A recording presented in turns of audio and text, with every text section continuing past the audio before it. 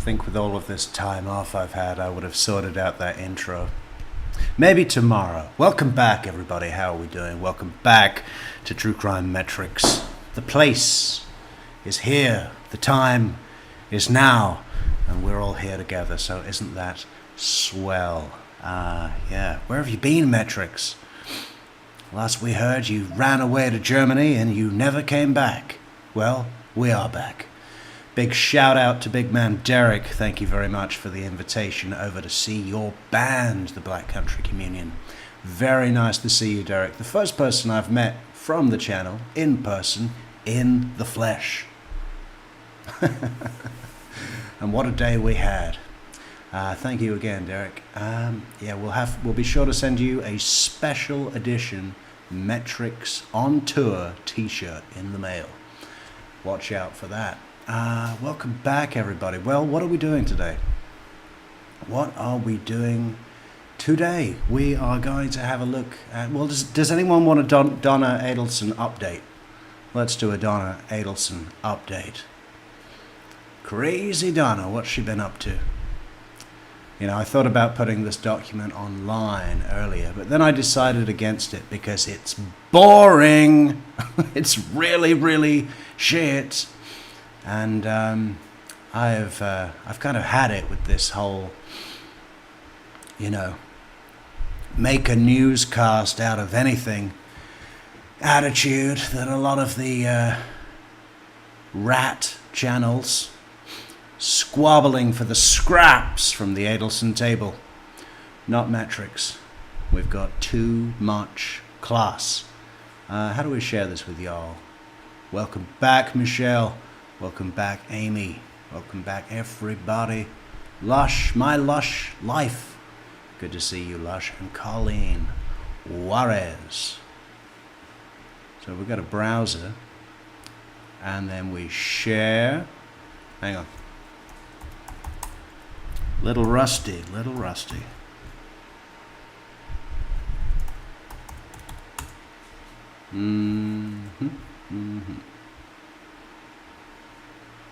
Ah, I know, I remember. I remember what to do.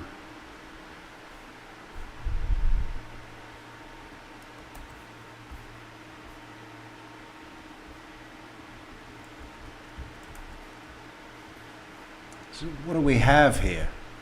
Well, we have a report from the Wakulla County Detention Facility where Donna Adelsen is now housed. Daily segregation confinement logs. Ooh. And as you'll see, what is this? So number 1 means beating door, wall. 2, yelling and screaming. 3, crying. 4, laughing. Standing and walking. Lying or sitting. Well, lying is a big one. She's lying in her cell to herself and her attorney.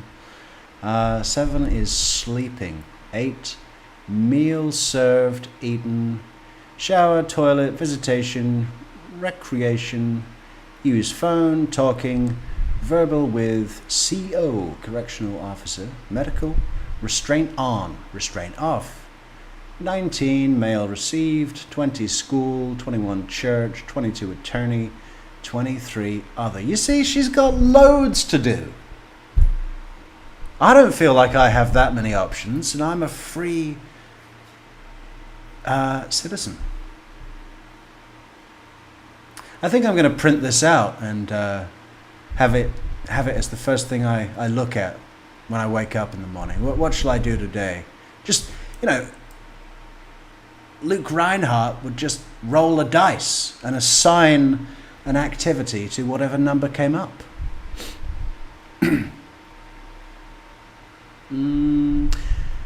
Okay. TV. I quite like that they TV comes up. This TV is going to be about 5. What else have we got? Yeah, it's basically just pages and pages of blah, blah, blah, blah. You know, I think we're the first to release it, but maybe everyone else thought it was as boring and pointless as I did, and no one bothered. Yeah, there's really nothing of note.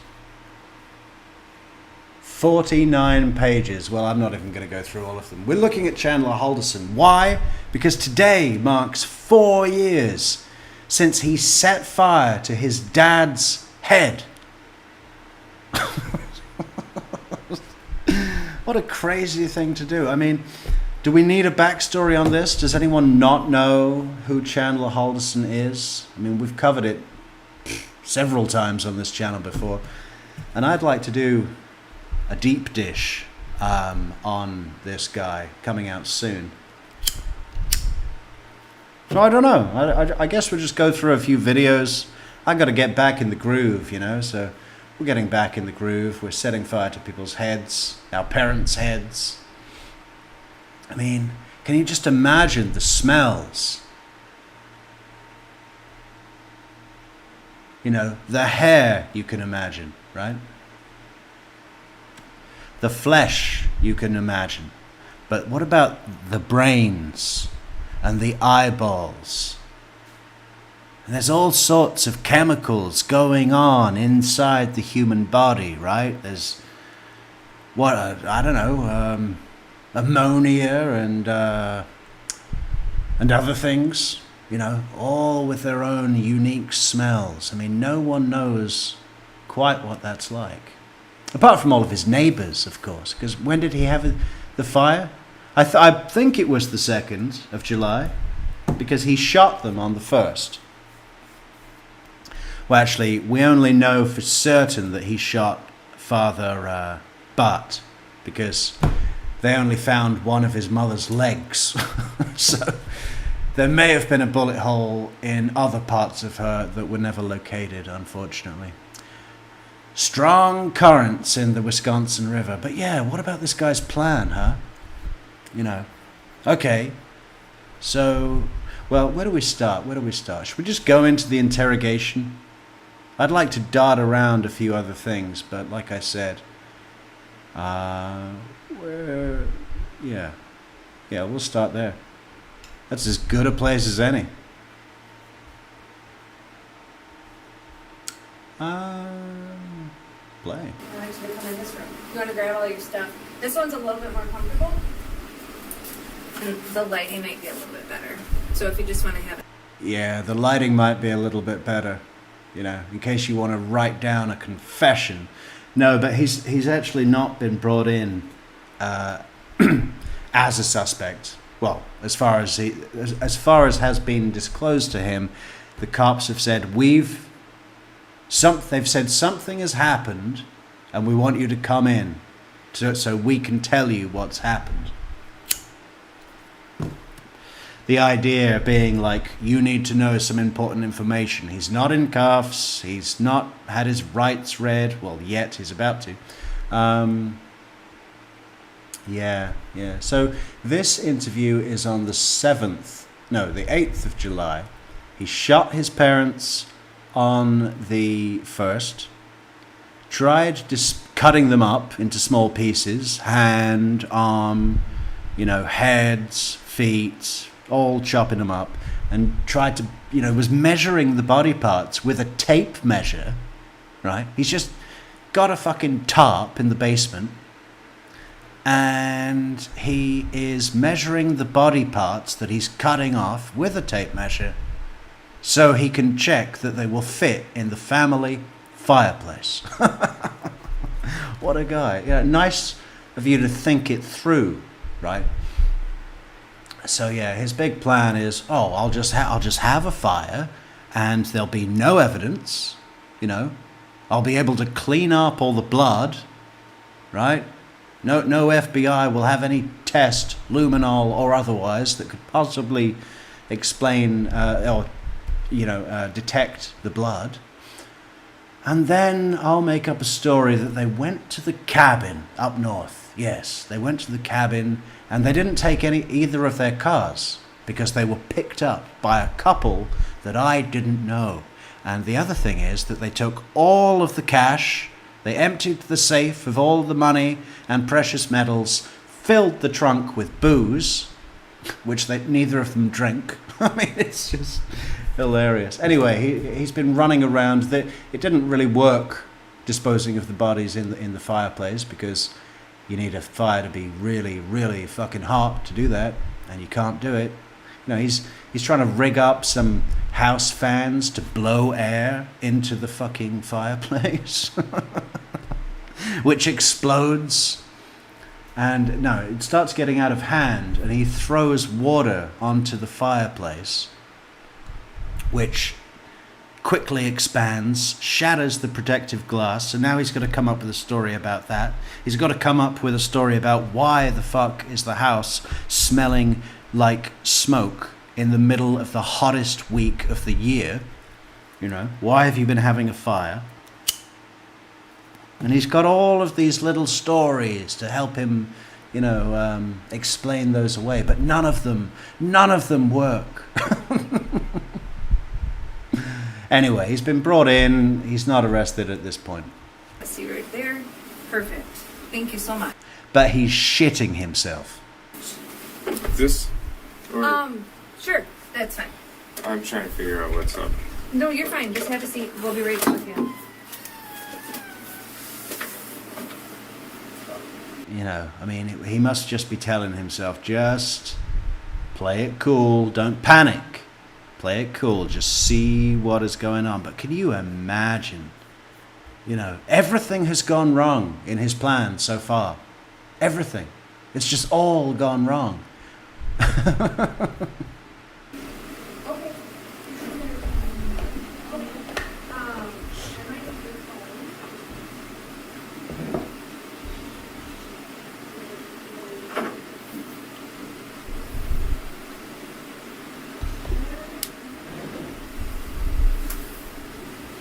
I think they leave him in here for quite a while. I guess we'll skip this bit, but there's a bit where he gets up and starts putting his ear to the wall, like literally. I wonder if I can hear if I'm a suspect through the wall.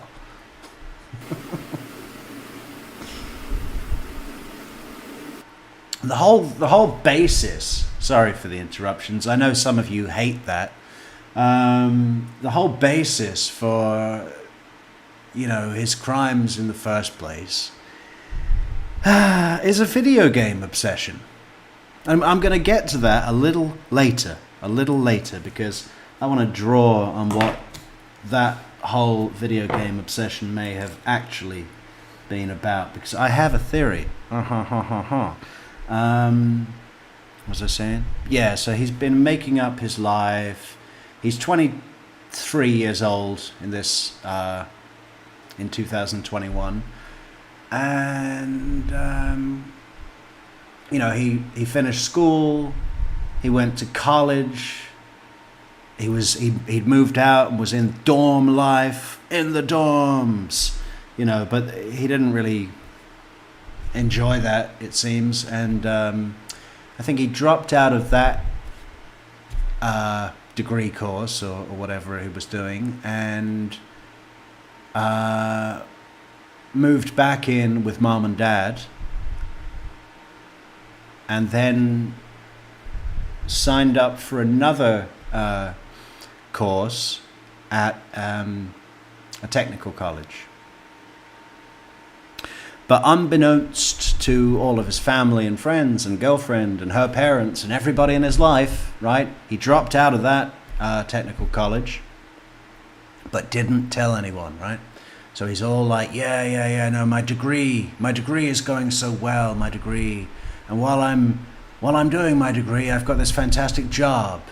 Yes, and this is COVID, right? So the whole work from home thing, he's literally telling everybody he's got a good job with American Family Insurance. It's an internship, paid internship. They love him, right? He's in the meetings with the boss.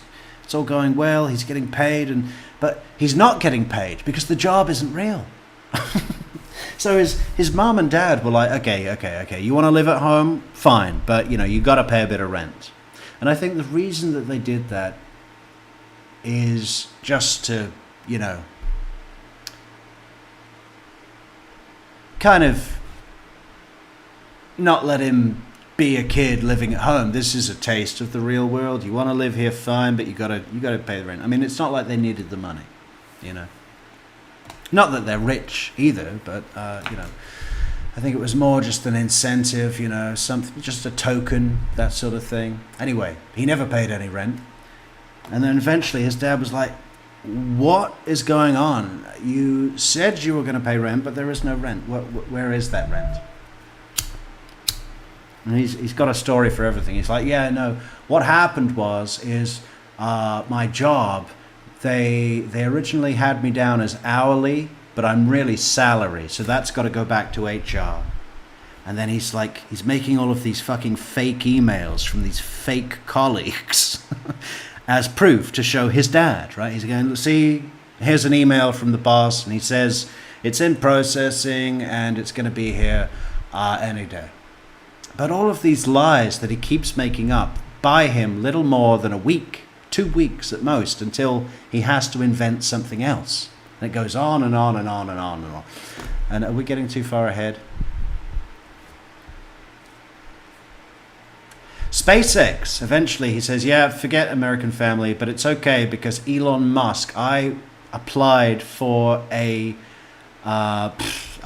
internship program. I had to show them my project for my solar panels. They love it. Elon Musk has invited me down to Titusville, Florida, and I'm starting a new career at SpaceX. It's all in the bag.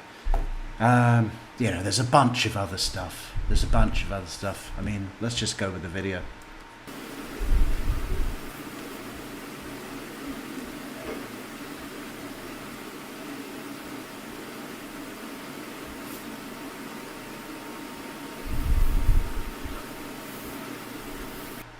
Udi, how you doing? Music by Brian. I'm going to skip ahead here. I want to see if these cops come in.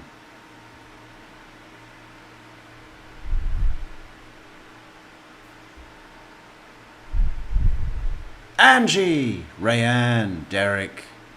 How you doing, Derek? Good to see you, man.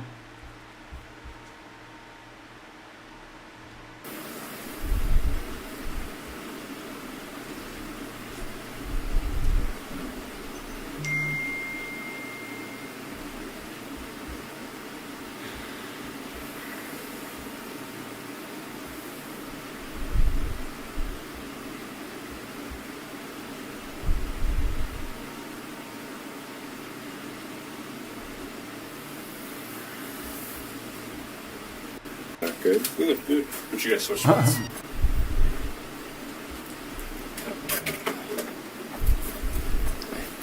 Brian, Chandler, how are you doing? Not good. Good. But you guys switch spots. Yeah. Go sit in that red shirt. Yeah. What's in the cup? Just water? One water? Okay. Here's an extra one. It's interesting that they let him sit nearer the door. I think at this point they want to give him the impression that there isn't pressure. You always hear that, don't you? The investigators will put themselves between you and the door to encourage the feeling, if you want out of this room, you have to go through me, Not necessarily physically, but I'm the obstacle that you need to overcome. But right now they let him sit over closer to the door. But also that is a little bit more precarious for him because he can only look at one detective at one time, right? He can't look at one detective and see the other. And that would feel a little bad. What's going on? All right. Okay, right here. This is the basis of my theory on what Chandler Halderson's little video game obsession was about. Just go back a second. So he's a swimmer. He's a Pisces, unfortunately. But yeah, he's got his hoodie. What does that say? PHS boys. I guess that's something high school. Oh, yeah, I think he did live somewhere that was a P name. Plymouth or something. Wisconsin Swim and Dive Team, 2013. Okay? That is 8 years ago. Okay? So that is the hoodie that he wore when he was captain, I think, of the swim and dive team. Which leads me to believe, one, in high school, when he was captain of the swim and dive team, that he had social standing, right? That he was at a level where, you know, part of a team, head of the team, captain of the team, whatever, all of that high school status stuff. He's still wearing it today, not 8 years later, okay, as an adult now.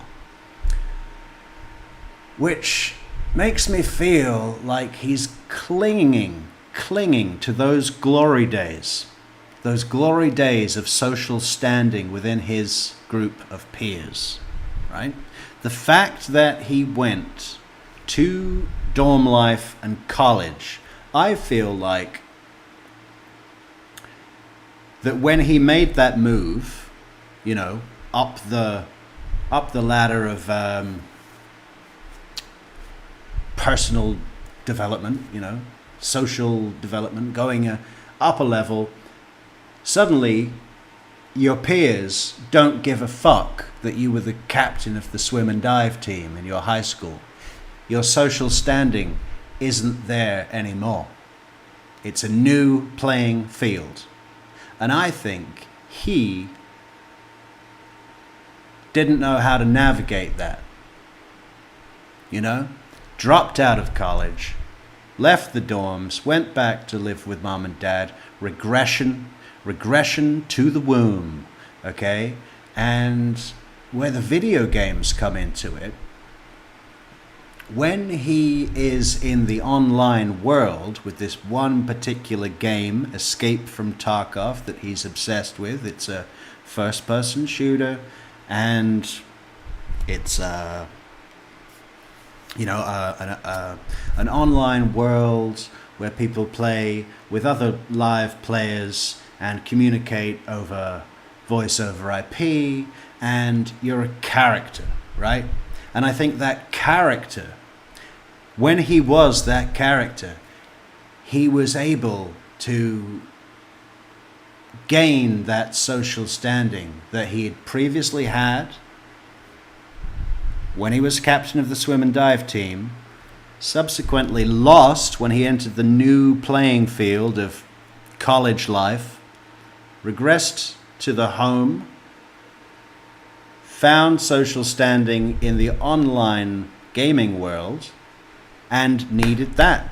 You know, I think that's the basis of his insane need to go to the lengths of, just the lengths of all the lies involved that allowed him to stay at home pretending to work from home. You know, his dad was working from home as well. His dad's an accountant, and he, during COVID and all of that, he was working from home as well. So they're both in the same house. So Chandler had to get up early in the morning and have breakfast with the family maybe and say, hey, I've got this meeting at 9, meeting with the boss, so on, and then go into his room for his meetings, right? But all the time he's playing this game, and he's gone to these insane fucking lengths to keep playing that game because that's where he had the social standing that he needed and did not know how to get otherwise, right? And then, of course, he goes to the further insane lengths of murdering both of his parents, who were really nice parents, by all accounts, and chopping them up. That's my theory. All right, just so Hey, thanks so much, Amy and Michelle, for those fabulous super chats. Look at them. Look at them. Look at them all. Wonderful. And super sticker. Thank you so much, Michelle. Didn't record stuff, okay? It just helps me remember everything and picks up everything that we talk about. Alright. So Brian Shunk, Detective Dane County Sheriff's Office, we spoke yesterday. Yeah. Chandler Halderson. Yep. What's your middle initial, Chandler? M. M as in Michael. Michael. And then your birth date. 3/15/1998. Got it. And then your cell phone I already had. We've been talking on that. So obviously we're here. We want to talk a little bit about your parents going missing, right? Krista and Bart. Before we get started, just because you're up here, okay, so I'm just going to read you your constitutional rights. Okay, so this is Dane County. I really want to do a collection of all of the gentle ways that the cops read people their rights. Before we get started, the boss wants us to read this little card, and, crazy boss. But, because we're up here and this is being videotaped, it's just something we gotta do, but it doesn't really matter. So obviously we're here. We want to talk a little bit about your parents going missing, right? Krista and Bart. Before we get started, just because you're up here, okay, so I'm just going to read you your constitutional rights. Okay, so this is a Dane County issued card that they give us. So I'll just read them to you right off the card, okay? You have the right to remain silent. Anything you say can and will be used against you in a court of law. You have the right to consult with a lawyer before questioning and to have a lawyer present with you during questioning.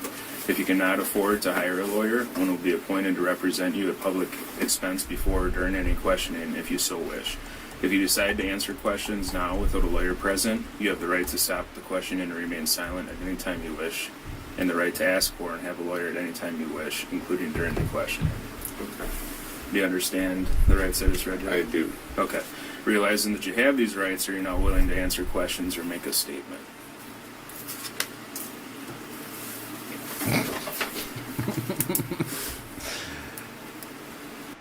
Hey, fucko, that was a question. What is going on in his head? He's like, I think what is, surely what must be going on in his head is looking for the way to get the fuck out of this room without looking like should I invoke my Fifth Amendment privilege? Shall I just say no? Shall I fake a sudden illness? He loves doing that. Where's my neck brace? Where's my neck brace? Yeah, I can't answer any questions without a neck brace. Sorry. If I am even asked a question, my neck may explode into 1,000 pieces. Yeah, I think he's just pausing because he's just looking for any way to get out of this room. Right? High stress. I don't envy that.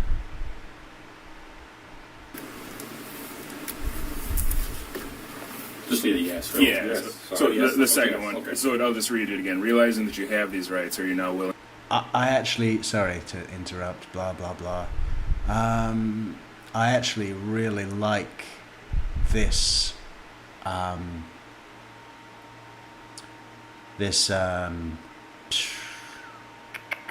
arrangement with the cops seating. They're surrounding him.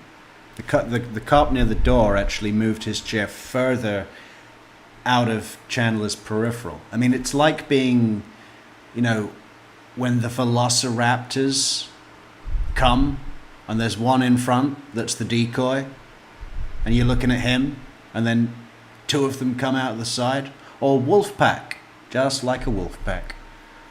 Yeah, very, very good. I like the placement. in the beginning I thought they were being soft on him to make him feel at ease, but this is sneaky high pressure. And also with Detective Chunk. Is that his name?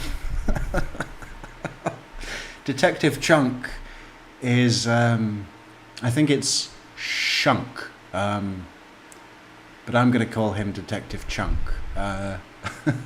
Detective Chunk is sat very, almost regally, you know, like a king. That's the power position. Chandler Halderson is not in the power position. Willing to answer questions or make a statement? Oh, I will make a statement. Okay. Yeah, I'll make a statement. It wasn't me. It wasn't me. Whatever it was, wasn't me. Couldn't have been me. Because I was at Buffalo Wild Wings. Hey, Piebird, thank you so much for that super chat. So good to hear you again and your hilarious input. Love it. Thank you so much, Piebird. So you understand them. You're willing to talk. Could I have the card so I could read it? I missed some. I'm sorry. I can Still read it. having a little bit of problems. The third one. I'll read it. Please start all over. Yeah. Yeah, we'll just read them Just- all again. Here we go. All right. So you have the right to remain silent. Anything you say can and will be used against you in a court of law. You have the right to consult with a lawyer before questioning and to have a... What's that about? You know, he said, can I have the card so I can read it?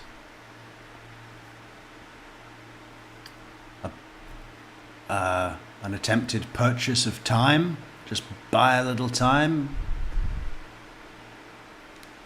Strange way. I mean, you would expect someone to say, could you repeat that? Right? But Chandler says, could I have the card so I could read it? Is it a power play? Is it trying to control the physicality of the room? I don't know. I mean, I really don't think he knows what he's doing. You know, I think what he's really doing right now is thinking of all of the breadcrumbs he's left in his trail of disposal. I mean, right now, I'm not 100% sure if it's been found this day, but or if it's going to be found the next day. I think it's been found today. His father's torso, just the torso, no head, no arms, no legs, just from the hips to, well, a little lower. He had a bit of the legs. Has been found at his girlfriend's mother's fiance's property under a pile of sticks. Not even buried. I mean, you know, and you know, his girlfriend, Kat, is being interviewed in the other room right now and is just volunteering information. She's like saying, yeah, look, here I have his location on Snapchat and I saw him down by the Wisconsin River at a strange hour. Is that helpful? lawyer present with you during questioning. If you cannot afford to hire a lawyer, one will be appointed to represent you at public expense before or during any questioning if you so wish. Oh yeah, Michelle. He had a girlfriend who couldn't be a nicer person, right? Really feel for what she's been through here. I mean, she comes across a little, you know, she's very young. She's like 21 years old. But we'd need to give her a break. But she couldn't be a nicer person. Pretty and everything. I mean, he had a lot going for him. If he just, a totally normal kid. This isn't some meth head or, you know, just crazy lengths he went to here. If you decide to answer questions now without a lawyer present, you have the right to stop the questioning and remain silent at any time you wish, and the right to ask for and have a lawyer at any time you wish, including during the questioning. Okay. So then the only two questions I asked were, do you understand? Yeah, your I rights? understand, and I am willing to make a statement. Okay, perfect. Hey, Chandler, the question is, are you willing to answer questions or make a statement? Right? He's treading lightly. He's treading lightly. All right. So like we already said, Christina. I talked to you yesterday. So today is July 8th. It's about 5:11 now. We started talking at 5:08. So yesterday, July 7th, I came to your house where you live with your parents, Bart and Krista Halderson. And the reason I was there is you had gone to the Windsor Police Department and reported them missing, right? Yes. Okay. Didn't go to the department. I went to the I mean, look at that face, right? And I just find it incredible to imagine what it must be like for Detective Chunk, who's supposedly looking at him with eye contact, face on, and Detective Chunk is not on a fact-finding mission here. He is in no doubt that this guy cut his parents into pieces.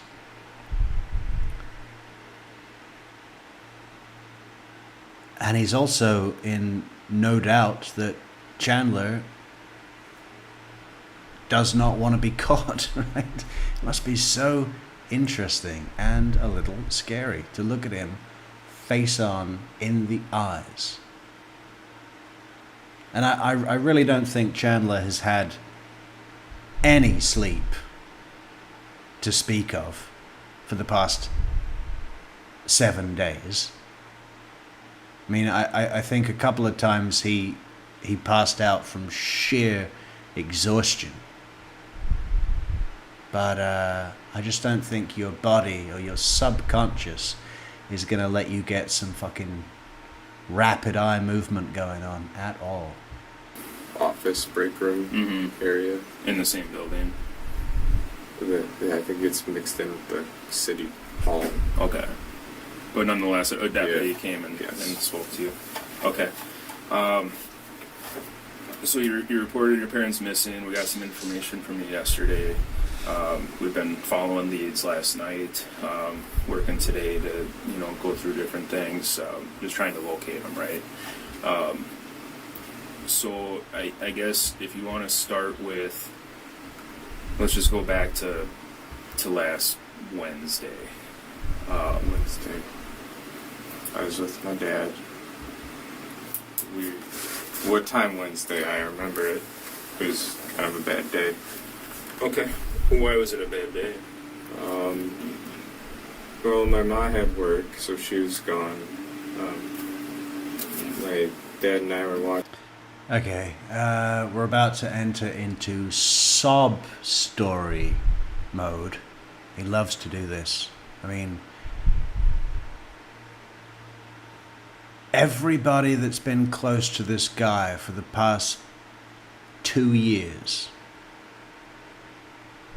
everything he's told them has been a lie. I mean, even stuff that's not to do with, the core lies of I've got this job at American Family and I'm going to make my engineering degree and so on. Even those are the central lies, right? But in order to support those lies, he wanted his girlfriend to be a little segregated at times from his parents so that he could manage these spinning plates of untruths, right? So he'd have to say that,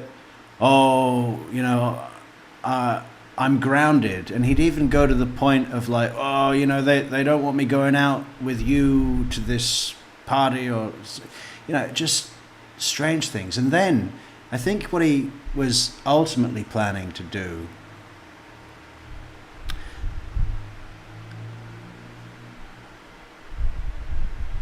the necessity he was faced with to kill his parents was basically because his dad found out what was going on, found out that he wasn't enrolled in school, worked out that he didn't have a job, worked out that the people that he was showing emails with their names, Alyssa Brandt,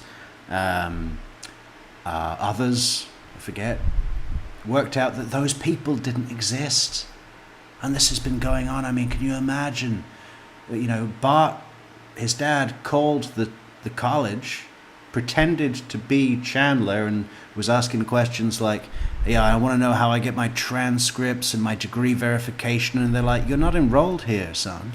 Plus, you owe us $2,800 for your tuition fees. And then it all started to unravel, right?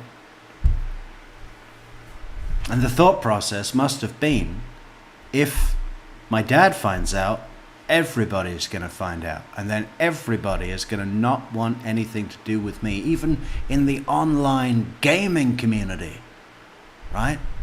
I've got to kill them. But even before, you know, Bart found out, I think it was heating up anyway. Chandler knew that he couldn't keep this going forever, so he was kind of lining up the next step. And I think he'd identified to start taking advantage of his girlfriend's mother. Like, maybe she'll let me move into her house and use her car and she'll pay my rent. So he's setting up lies for that, for stuff that he doesn't even need yet. Right? Stuff in the future, the next place where he can be and play his game. It's crazy. And why? Because he needed the social standing that he used to have when he was captain of the swim and dive team in 2013, couldn't get in the college world, only had in the game, and didn't know how to do it any other way. That must be the reason. Watching something over lunch. It was the Wheel of Fortune, and we normally have the couch like with our back facing the table we sat at the end of you coming. Downstairs or upstairs? Downstairs. Okay. In that room with the TV. I tossed the ball, and I smashed the glass. Okay. Right, I'm going to take a note. I'm going to keep a running note of the shit that went down when he was disposing of the bodies, that he's now got to make sure that there's a believable story, right? Smash the glass happened when the fucking fireplace exploded. So, you know, if that's not explained, the cops come in and they look at it and they go, that glass looks like it's been exploded by an intense source of heat. And if you go down that, you know, investigate it further into that, you start to look in the fireplace, then you start to find pieces of human skull, and so on. So he's hoping, if I just explain it away, they'll go, oh, well, that's of course where he broke the fireplace when he was playing with the dog, which pissed off his dad on the Wednesday, the last time he saw him. You know, it's... And then he also cut his foot on the glass, which he's now thinking, yes, if there's any sign of blood in the house that the FBI discover with luminol tests, I'll be able to say it was from my foot. The dog's help. That set my dad off, and we tried to clean it up. I don't know about him, but I got injured. But he was mad. He didn't really talk to me too much that day. My mom got home at 5, I believe. That's her normal, 5:20 to 5:30. What time does she work, you know? 7:30 is when she leaves. I don't know her hours, but I know when she leaves Okay. is 7:30. And then all the way up till 5, and she comes home 5:20, 5:30. Did she come home about 5:20, 5:30 that day? I believe so, yeah. Okay.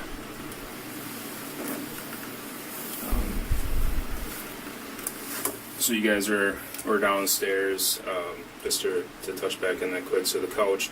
So yesterday when we were down in your basement, the couches were In a bed. He helped me put him in a bed before. Okay. Yeah, on Thursday. But they put it into a bed so I could sleep near the bathroom, and the dogs sleep in that floor. So okay. they'll be a lot better if they're sleeping on that floor. Downstairs floor. Yeah, Just cooler for them or something. kind of. Yeah. Probably. Okay. All right. So you were tossing a ball. What type of ball was it? Just this gross, hairy tennis ball that Oh, okay. Rizzo loves. All right. Just like a green tennis ball, like a normal. Yeah, Okay. with the squeaker, not like a tennis racket ball, but Yeah, fucking tennis ball. You know, what is the glass called that's heat proof? I think it's tempered, right? Tempered glass. I mean, that's some hard shit, man. I mean, that's like the next one up is bulletproof. Yeah, I threw a tennis ball, an old tennis ball, to my tiny dog in a house, and it smashed through the tempered glass of the fireplace. I mean, I wonder what kind of ball would do that. A bowling ball, maybe a baseball, a proper one. But you'd have to really throw it. I mean, you're not going to throw it that hard in the house. Are you? Just get that through your fucking head, right? He's saying, just imagine you're playing catch, or not catch, fetch, with a small dog inside a house with a tennis ball. How hard are you going to throw a ball? It's just going to be a fucking underarm, practically rolling it around the room. And he wants us to believe that that force smashed through the tempered glass, the protective tempered glass of a fireplace. Don't chew those.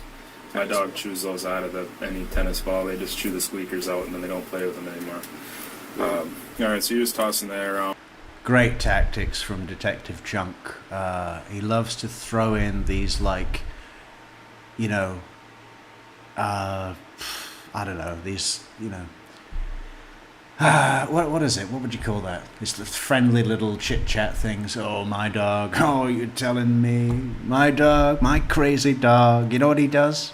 He chews the squeakers out, and then he doesn't play with the toy anymore. Oh. Broke the fireplace glass. You said you were injured. What type of injury? I got a pretty deep hole in my foot. Last night Mary looked at it and she said the reason it keeps bleeding is because there's glass in it. Oh, So- that's the. You showed us your toe. Yeah, I showed the Okay. detective lead. Yeah. Yeah. So he showed, he's you know, finally, you know, because it was the 4th of July weekend, obviously, and the story was that was only told by Chandler. There's no, you know, Bart and Krista did not have plans to go to the cabin that weekend. And, you know, so they haven't told anyone else because they didn't have plans to do that, right? So the whole story of going up to the cabin for 4th of July weekend was Chandler's invention. And, you know, when his parents didn't get back on the Monday, didn't get back on the Tuesday, didn't get back, I think it is Wednesday today, or Thursday, but, you know, eventually friends, family members, her employer, you know, colleagues started coming round to the house saying, hey, she didn't show up on Friday last week and she's not in Tuesday and she never misses a day, right? Krista's the most reliable worker. So all that started to happen. So Chandler had to go to the police station and file a missing persons report, right? So the detectives come to his house to take a more detailed statement, have a look around, whatever, and he shows the detective his injured foot. Why? Why? How did that even come up?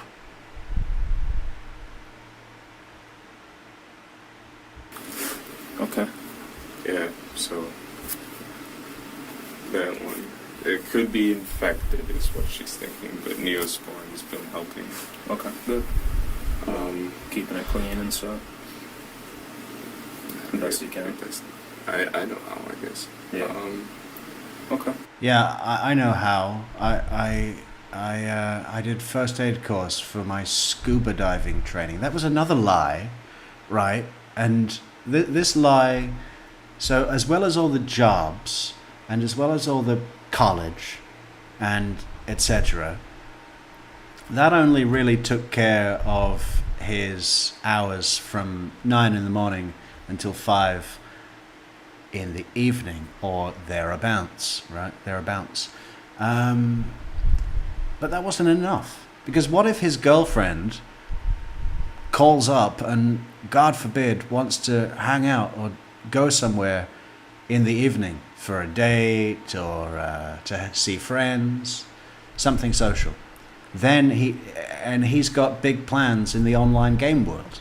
So he had to have an evening obligation as well. And that evening obligation was as a volunteer for the scuba diving rescue team for the Madison's, what was it?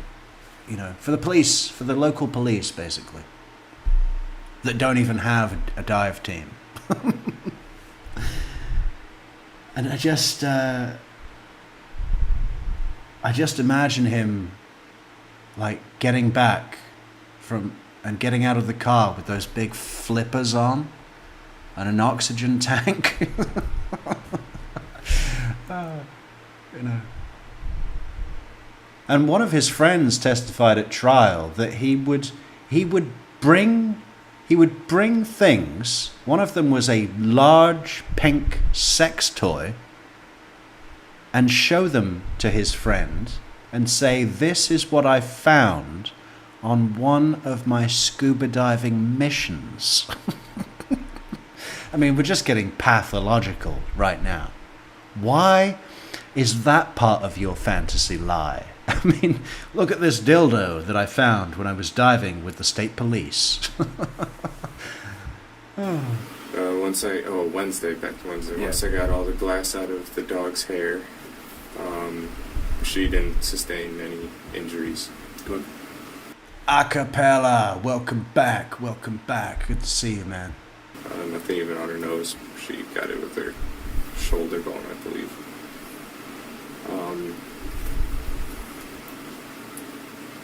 So glass dog. That was roughly around 2. And then the rest, he didn't really talk to me. I went back to doing like a job search, kind of just shitting my day away. Just getting Shitting my day away. I mean, I can't fucking stand that. Shitting my day away. That's your whole life, man. It's just one long shit. You know, it's an hour on the toilet, and then you lean and someone's used the last piece of paper. That is your life. But I love when he goes on about his job search as well. Job search, we hear that all the time in these stories, right? People love to use the job search line. Where did we hear it recently? Was it Rocky Rambo? The other fucking gaming freak? I had nothing to say. I want to play video games. Oh, man. Yeah, job search is the perfect excuse for anything, because it has no allotted time frame. It could be 30 minutes or it could be the entire afternoon, right? Job search. I was doing a job search. What? I'm very dedicated to looking for my fabulous job. I've got my degree. You think I'm going to waste that? Games, YouTube maybe. That's when I came across one of the jobs I liked. Then 5 o'clock rolled by and Mom came home. Dinner. What do you guys have? That's when I came across with one of the jobs I like. What do you think that was? Fucking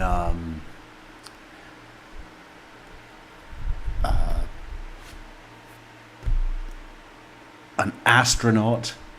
I'm an astronaut now. NASA wants me to come and man the second space mission to land on the moon. Yeah. It's going to be a solo mission, just me. Just me. Have Wednesday night. I couldn't tell you. Okay. Who made it? I think it was probably just stuff from the fridge. Okay. I think we all did our own thing again. Sure. By the way, So he's already executed them both at this point, right? He's talking about Wednesday. Is it Wednesday? What?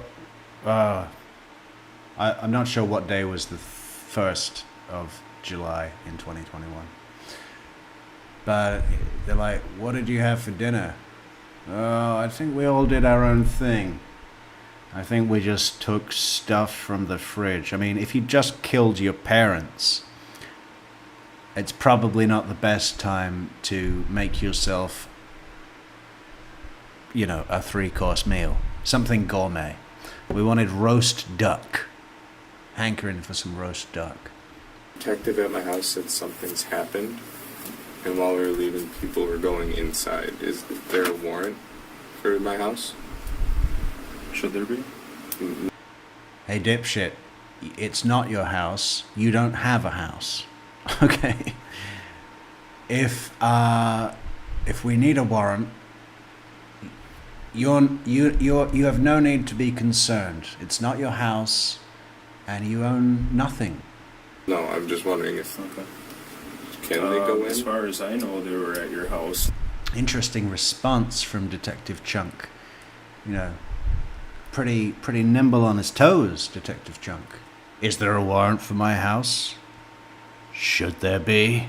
I mean, what happened to telling me about your dog chewing out the squeakers? Now it's, should there be anything to worry about in that house? Mom came home.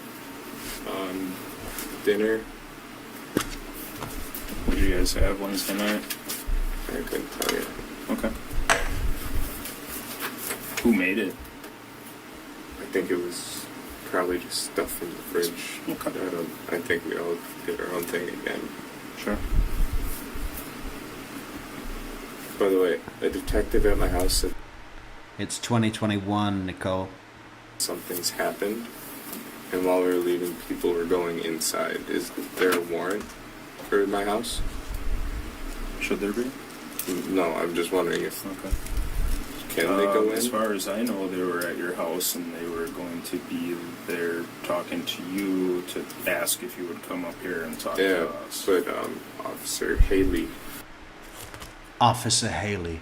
Hey, great link, Michelle. Please do, if you're enjoying the program this evening, hit us up with some coffees on buymeacoffee.com/True Crime Metrix. That is the best way to support the channel going forward.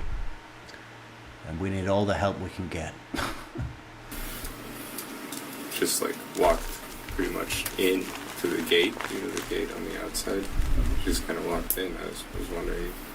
Was that when you were getting your wallet? No, we were. I was in the car waiting to leave. I was just wondering if everything's okay because she said something's happened Okay. and we need to go down. Alright. I'll find out what that's about. Well, has anything bad happened? Oh. Not sure. Alright. So Wednesday night, Mom comes home. Dad was angry. Was he yelling, or what was? How would you describe Dad being angry? It was he would yell if you said something to him. I guess if you talk to him, if you give him his space, he'll be okay. So Wednesday night. Wednesday, if you just give him his space. That's all we did. Just give him his space. And there's quite a few examples of Chandler Halderson just gently nudging the perception that his dad is a hothead and possibly a little bit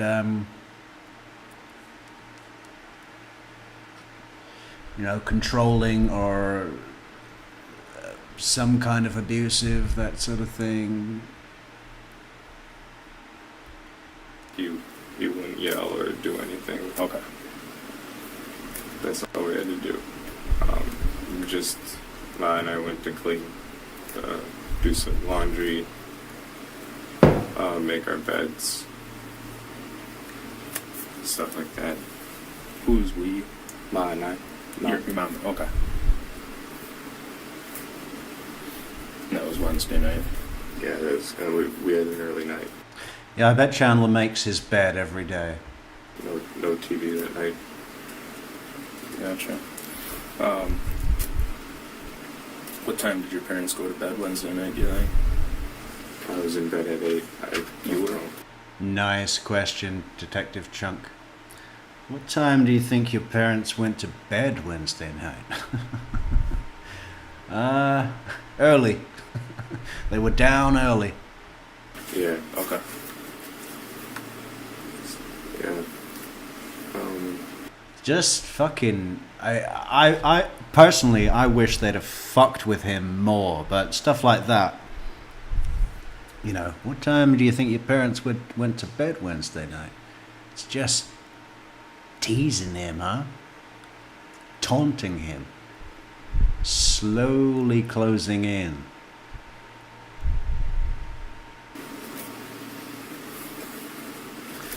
Under the guise of just building this general picture, right? Which is beautifully done, but I wish they'd have taken it a lot further. I wish they'd have told him that they'd found the car of the mystery couple, but there was no one in it, but there was a trail of blood that they believe is a match to his mother. I couldn't tell you when they went to bed. Okay, no worries. And you were downstairs, that's where you've been sleeping, you told me last No, night? I was in my room Wednesday. Upstairs, okay.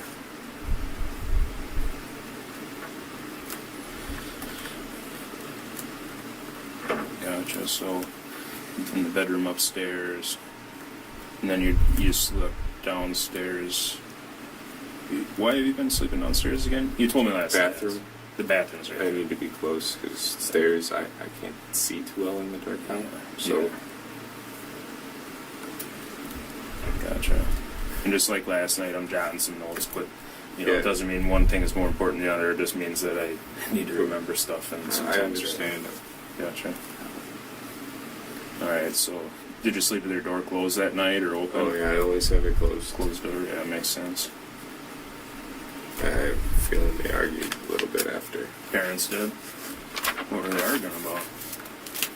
Probably what set my dad off that day, the glass. Us not having food ready and stuff like that. We just microwave whatever was in the fridge, I suppose. Yeah. Who was upset about that? Dad. Dad was? Okay. He usually doesn't like that. He likes wouldn't cook. Okay. Okay. Does he ever cook? I haven't seen him cook. Oh, he grills. He likes to grill. He grilled on Thursday. Nice. Okay. Yeah, of course. And his big thing for hey Chandler, why does the house stink of smoke in the middle of July or at the beginning of July? In the hottest fucking week of the year, why is there a smoky smell in the house? And of course, he's going to blame the big green egg, which was probably never used at all. I think I told one officer the green egg, he got, it makes terrible food, but yeah. Dad does? Yeah. Oh, the green egg. Oh, the green egg. That's like a grill or something? Yeah, it's insulated and makes everything smoky. Oh, okay. It's Thursday morning. I wake up.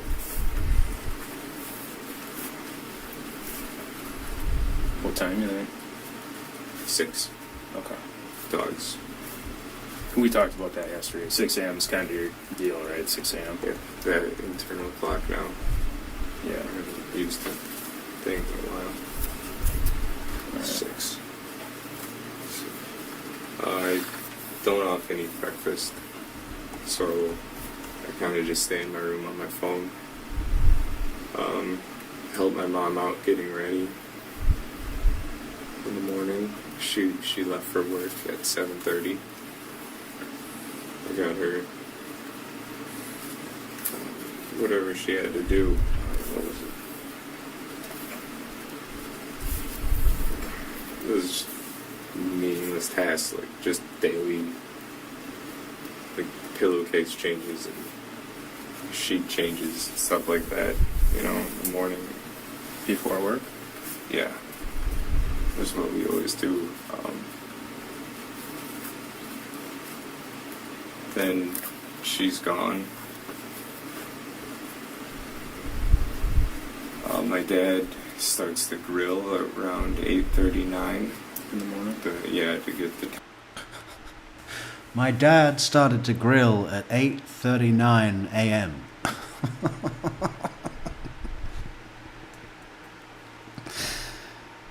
Yeah.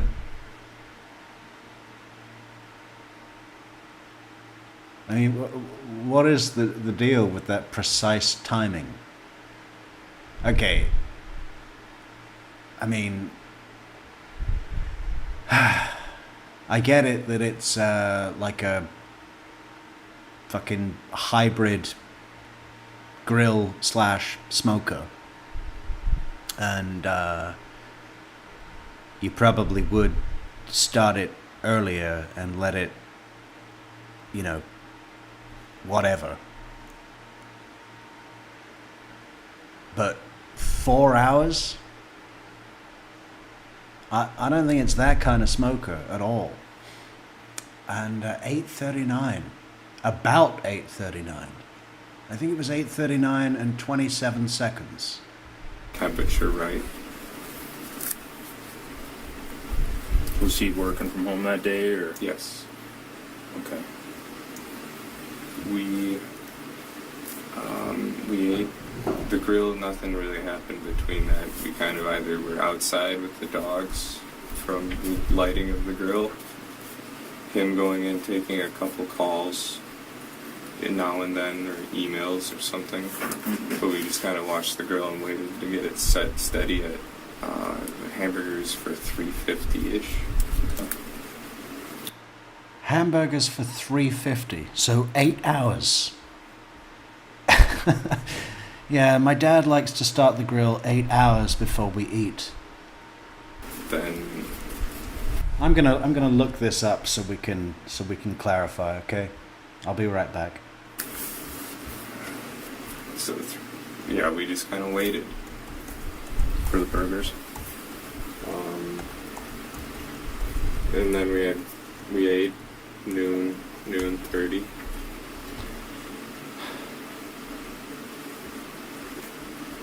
Or 12:30, sorry. Sure.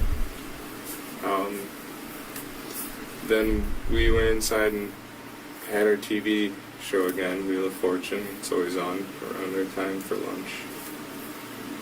Or was it Family Feud? Family Feud. Okay, a big green egg typically takes 15 to 20 minutes to heat up to grilling temperatures when starting with a full load of lump charcoal and vents fully open. For low and slow cooking, or reaching higher temperatures, it may take longer. If you're aiming for higher temperatures, it may take an additional 5 to 10 minutes. Feud was Thursday. Family Feud. Where'd you guys watch that at? It was Downstairs? same. Okay. Did you guys have a TV upstairs? I don't remember. No. Okay. Not allowed.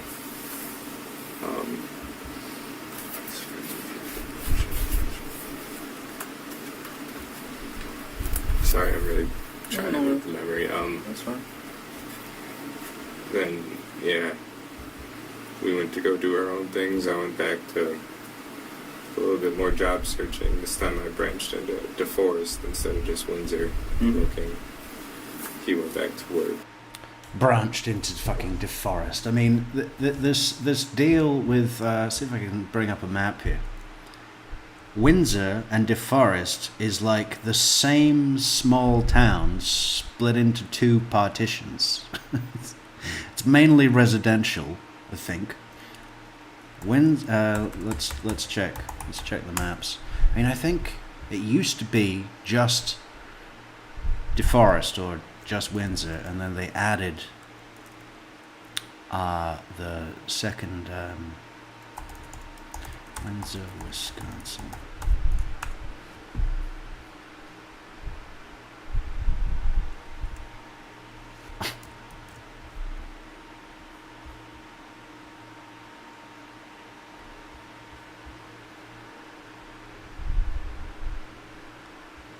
Okay, the area that he's talking about, I'll show it to you right here.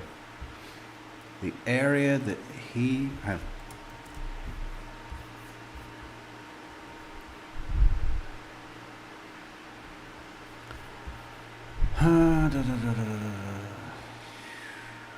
Image.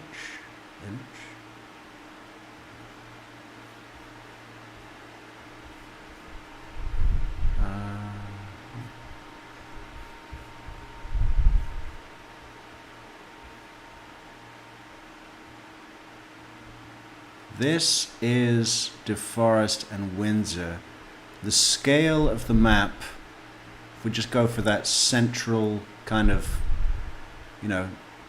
everything but the fields, is about 1 mile across and 3 miles down. And you can see it's basically totally residential. What the fuck is he talking about? Oh, this time, instead of just looking in Windsor, I decided to branch out with my job search and also checked in DeForest. I mean, of all the lying he does, stuff like that is just nonsensical. It's like with the green egg.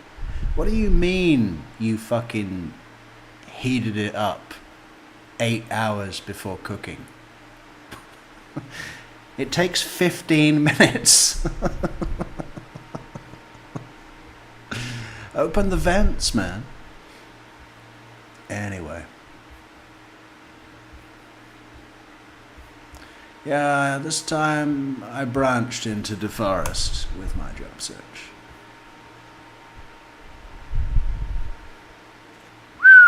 Hey, thank you so much for the super chat, Victoria Girl.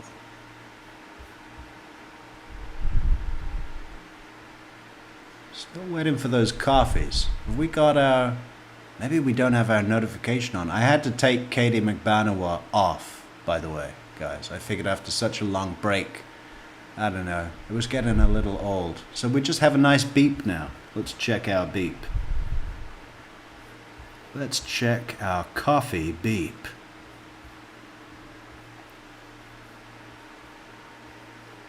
I got a brand new beep.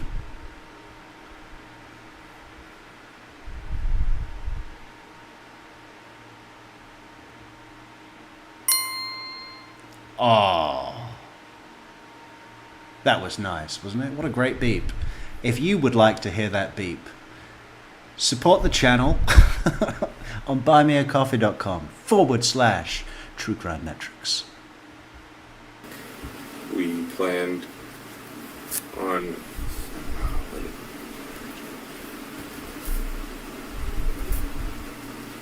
something went well. Oh, we were.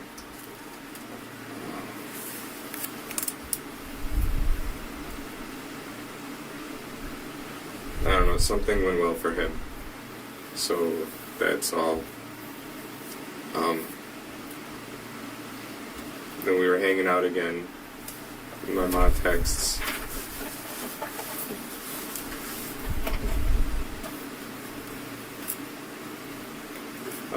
I believe I texted her, everything's going well. His phone died, my dad. He didn't believe. He just kind of like charged it, put it on the dock, and left it. Then we just kind of hung out, and my mom gets home, and I start shrimp scampi for my dad, because that's what he wanted, but we didn't have shrimp, so I made shrimpless scampi.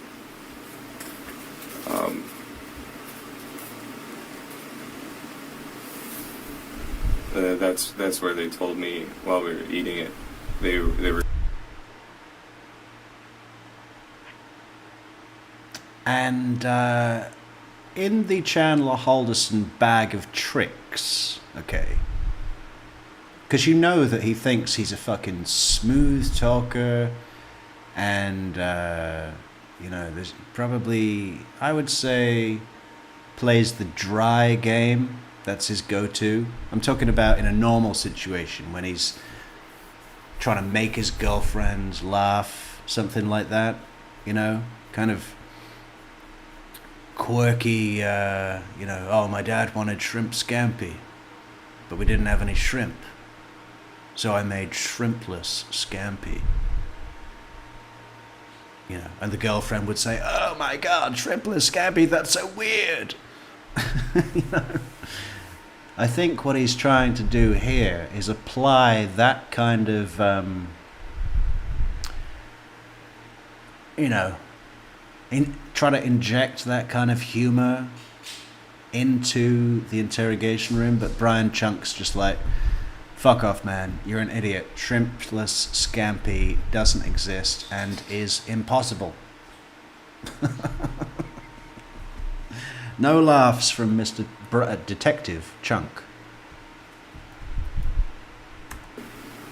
I start shrimp scampi for my dad, because that's what he wanted, but we didn't have shrimp, so I made shrimpless scampi.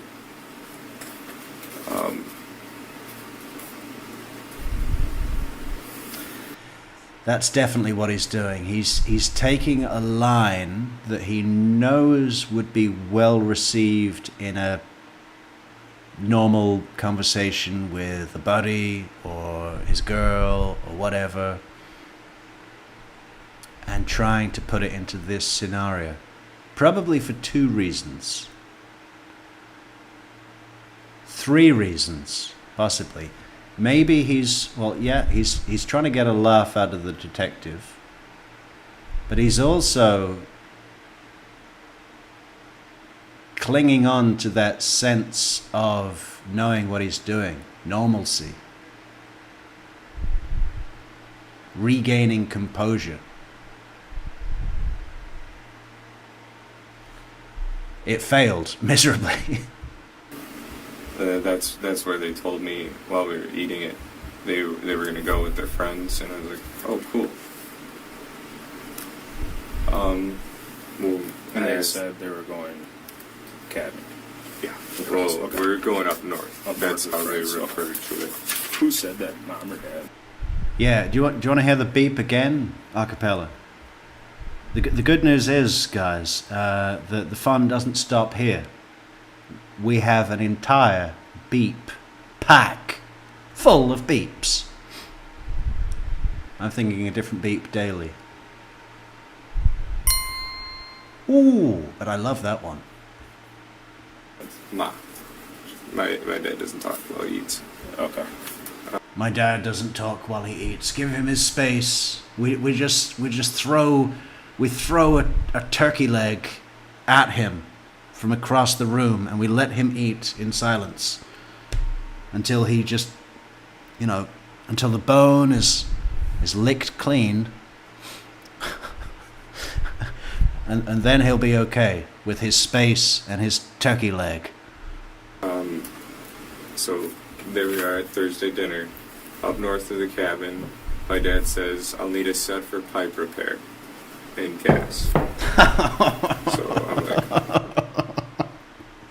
Possibly my favorite line of the entire horrible situation is, I'll need a set for pipe repair. I just imagine this thing, just after he said my dad doesn't talk when he eats, I just imagine Bart sitting at the head of the table with this huge pile of fucking mashed potato, like Close Encounters of the Third Kind, right? Just mountain of fucking mashed potato, 2 turkey legs, and just when he's finally finished, he lifts the plate to his face, licks the whole thing back and front, puts it down, raises his head and says, I'll need a set for pipe repair.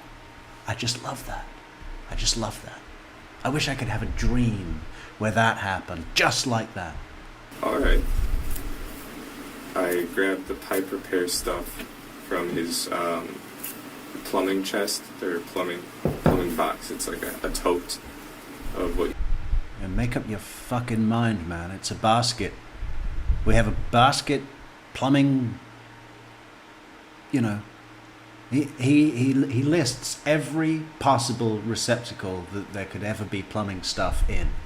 Tote, box, kit, basket, bag, what else? Anything else? What else could you put plumbing stuff in? Chest. Sack. He put the plumbing sack inside the plumbing chest, put that all in the tote, and then put the tote in the basket, and I had to bring that up from the basement. you need for pipe repair.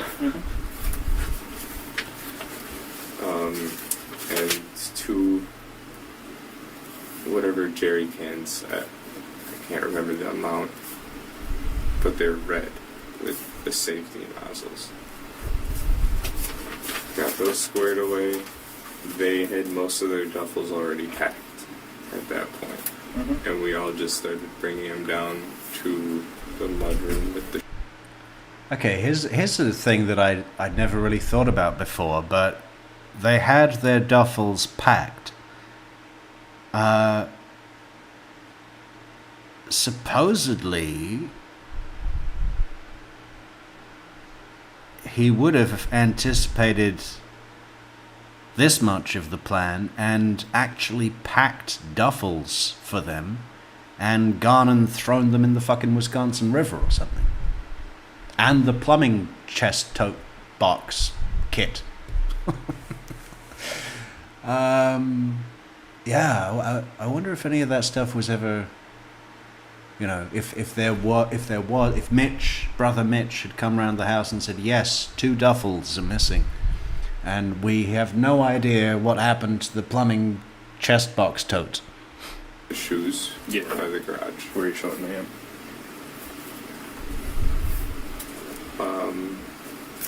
After that, we watched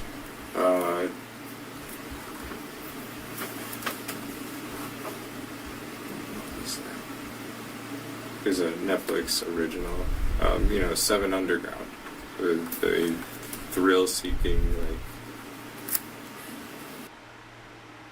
I did look this up, and I believe it's 8 Underground.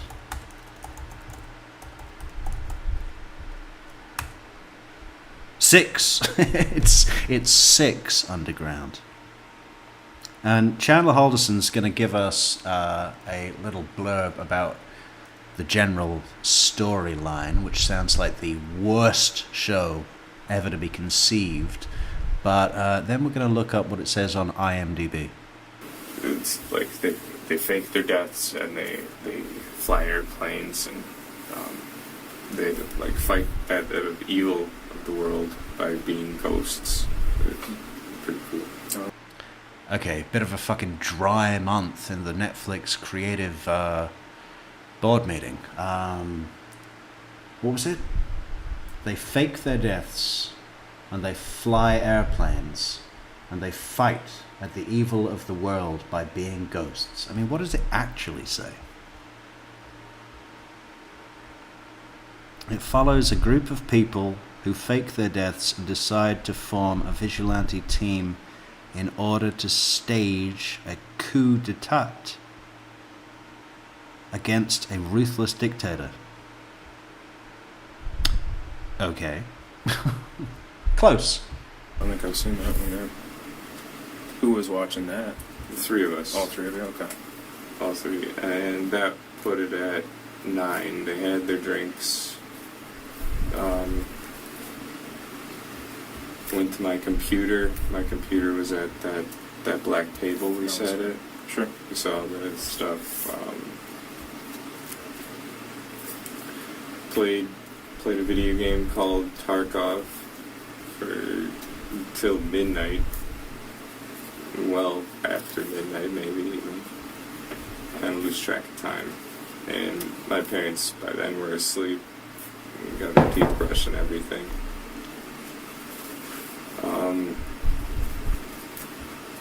Then I got upstairs.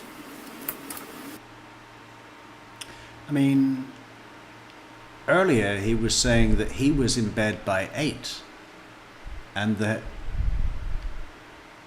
he didn't know when the parents went to bed. Now he's up till midnight, well past midnight, playing Tarkov, but knows that they brushed their teeth.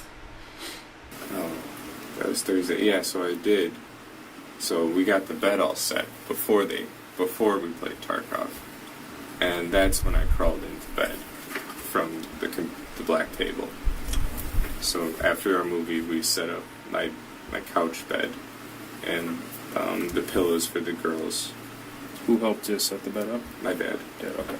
Yes, he knew he was leaving and I would need that. Friday morning, I woke up.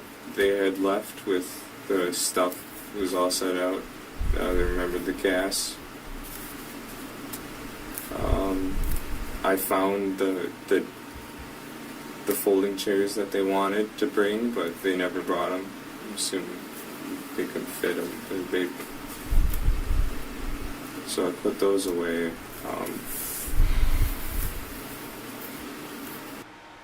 Folding chairs. What has that got to do with anything? Folding chairs. Why is that coming into this?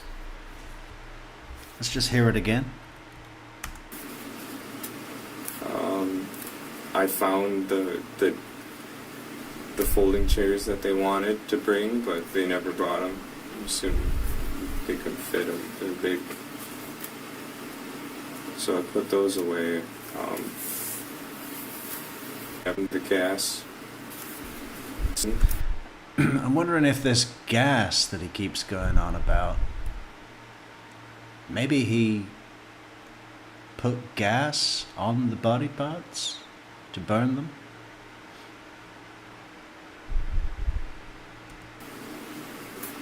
I woke up. They had left with the stuff was all set out. They remembered the gas. I found the folding chairs that they wanted to bring, but they never brought them. I'm assuming they couldn't fit them. They're big. So I put those away.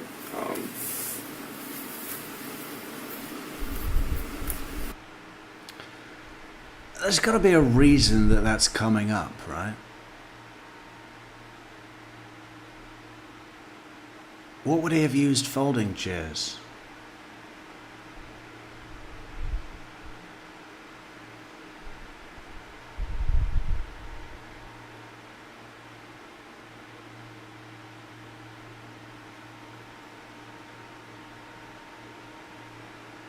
I don't know. sit in front of the fire to keep an eye on it? Or to be closer to it so that he could... Yeah, maybe that. Maybe... Because if... That was Friday morning. I go upstairs, do the dog, or feed the dogs. It was around 6-ish, not 6:15 when I woke up. I was a little late that day. 6:15 Friday. Okay. That's just when I looked at my phone. Mm-hmm. Dogs. Saw my ma's note, the insurance for my appointment. I just ate whatever's on the counter. I think it was cornbread.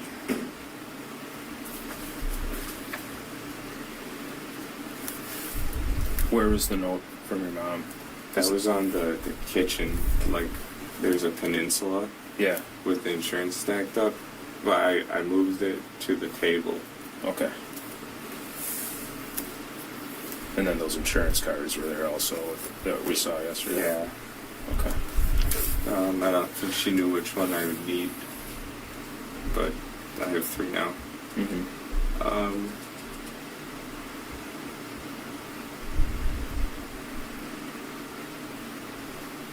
Okay. Friday.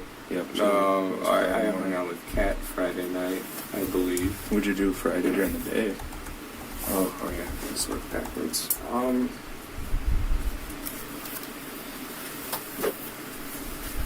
I kind of shit the day away. I played video games. Okay. Parents are gone. Why not? Right. Yeah, I didn't do anything that I should have. I should have been cleaning and all of that. Well, the house seemed pretty clean when I was there. You see all the dog hair? That's got to be gone. It All comes of it. along with it, right? Yeah. All right. So Friday during the day, just played video games, kind of. Yeah, then after work, I believe that was the day Kat came over. After whose work? Kat, she is After 5. her work. 5 is her work when she was off. What do you mean, whose work? You say that like I have a job. Did I not tell you about my job search? I branched into the forest. I believe she came over.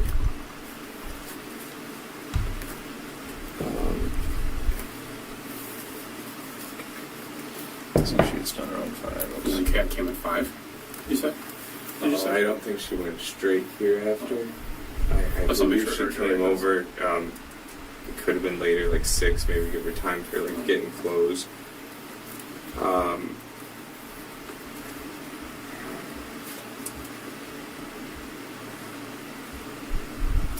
She was after work, did you say? Where's she Yeah. work at? She works. Yeah, they arrest him at the end of this interview, but they only... We don't hear it, but it's known afterwards that at that point they arrest him for lying to police, and that soon changes to double homicide and a few other things.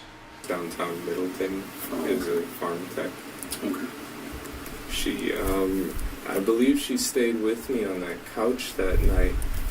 Oh my god, this fucking voice. I just fucking... Do you not realize how pathetic you sound, man? I believe she stayed with me on that couch last night. Fucking hell, man. Get it together. So she spent the night over.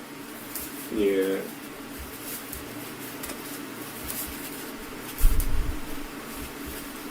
You guys both slept on the couch downstairs. Yeah.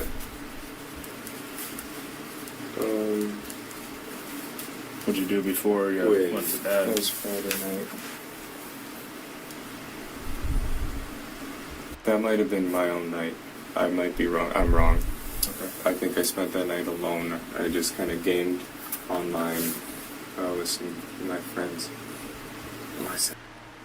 Now, obviously, spending the last week, 1, cutting his parents into pieces, 2, going to buy ice to store their fucking mutilated bodies in the family freezer. 3, trying to dispose of their body parts in the family fireplace. 4, going on trips to remote locations around rural Wisconsin to throw them in the bush and river and whatever. Quite a bit of time on his own. But he really wants to make it seem like he didn't spend much time on his own, right? Totally accounted for. Cat was with me. Cat was with me on the couch fort. Saturday night. I'm so sorry, guys. Yeah, no worries, man. So, one night, I gamed alone all night. One night, Kat spent the night on the couch. Oh, and Sunday, she spent the night in my bed with me. She helped me out upstairs. So, Sunday night, I know that because she didn't want to. I think he's trying to go for his whole brain injury, foggy memory thing here, right? My mind was fuzzy.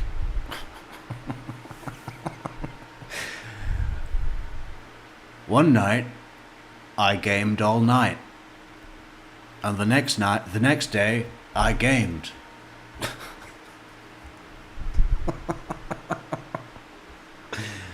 Bit of YouTube and then games. If that's your passion, you know, there's people that earn money by playing games. Try and do that. You know? Spend another night on the couch bed. She didn't like it. And she went to work on Monday morning. So that was... Yeah, she didn't like it because she's not 8 years old. What do you mean we're gonna sleep on the fucking couch bed? Why would we do that? my bed night. We, backtracking, one night she spent on the couch with me, with like the couch bed we've made. Mm-hmm.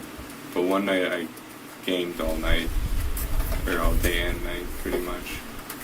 And I'm pretty sure that I love how... I think what he's doing here is trying to be non-committing to his timeline and hoping that Detective Chunk comes in with a question to go away from this, you know. He's just keeping it fuzzy. that was... But Detective Chunk's just like, yeah, we're going to sit back and let you tie yourself in knots. Tell us about when you gamed again.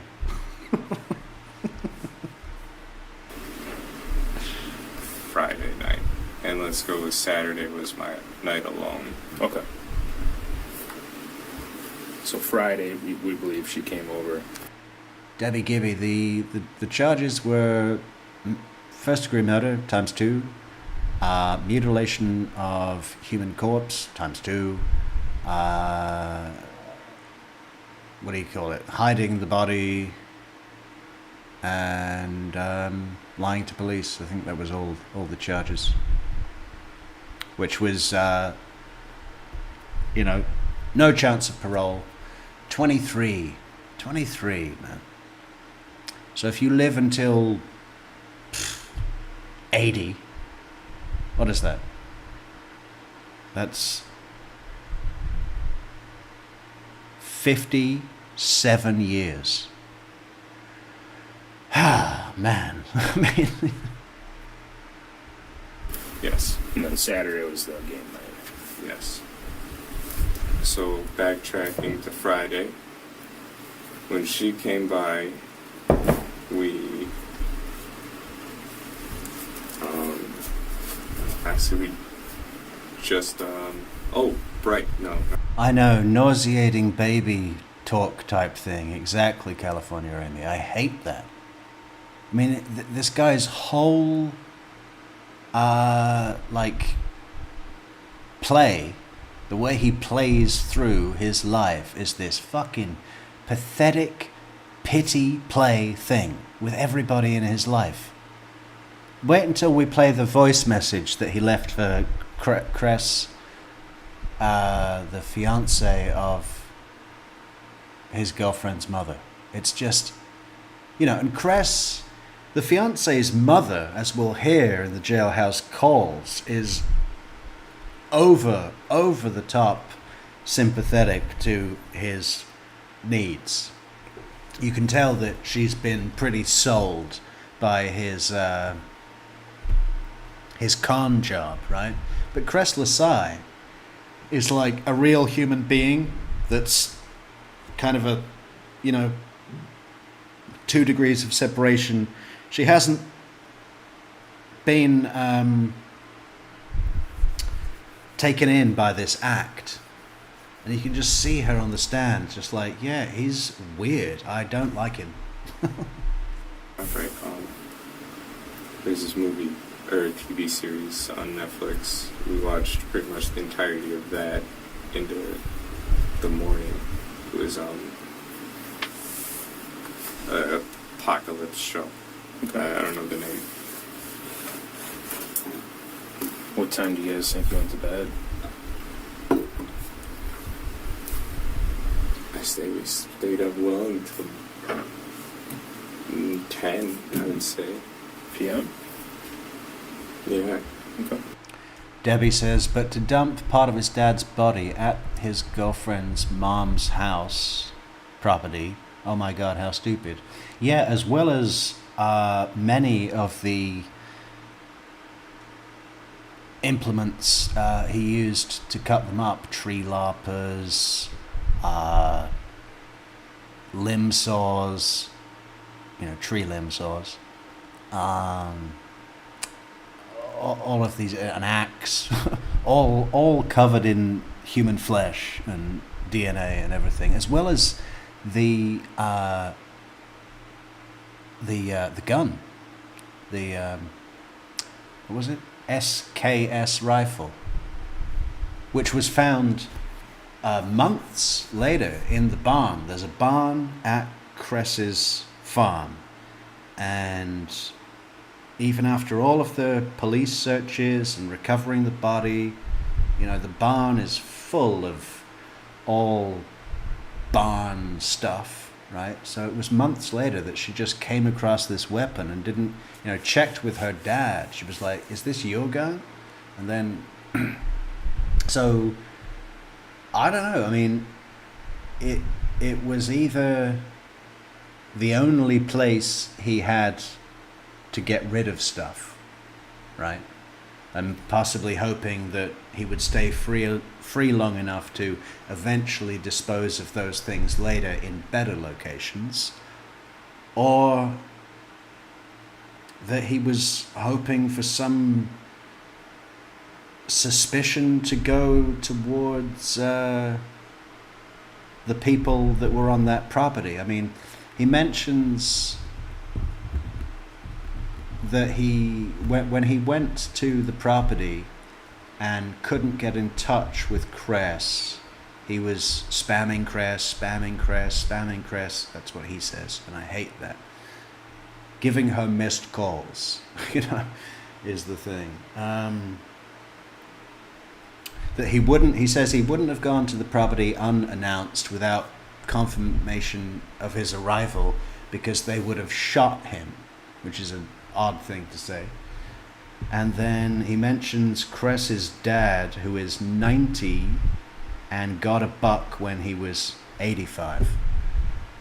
Chandler says 95, but if he's 90 now, then I'm pretty sure he means 85. So is he trying to say that this guy is senile and shoots anyone that comes to the property?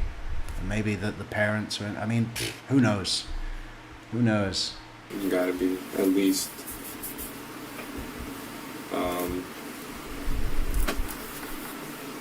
the morning.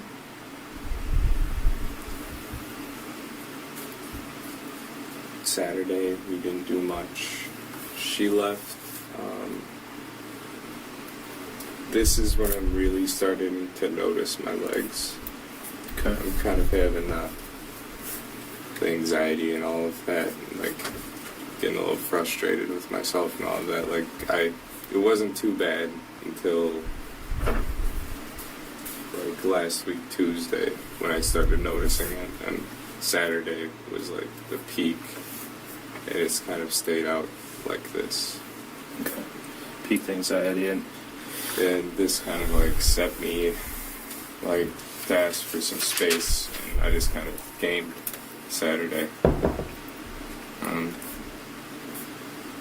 Couldn't tell you when I went to bed. I think I might have even stayed up till 2. Yeah. So I think it was probably Saturday that he did the fire.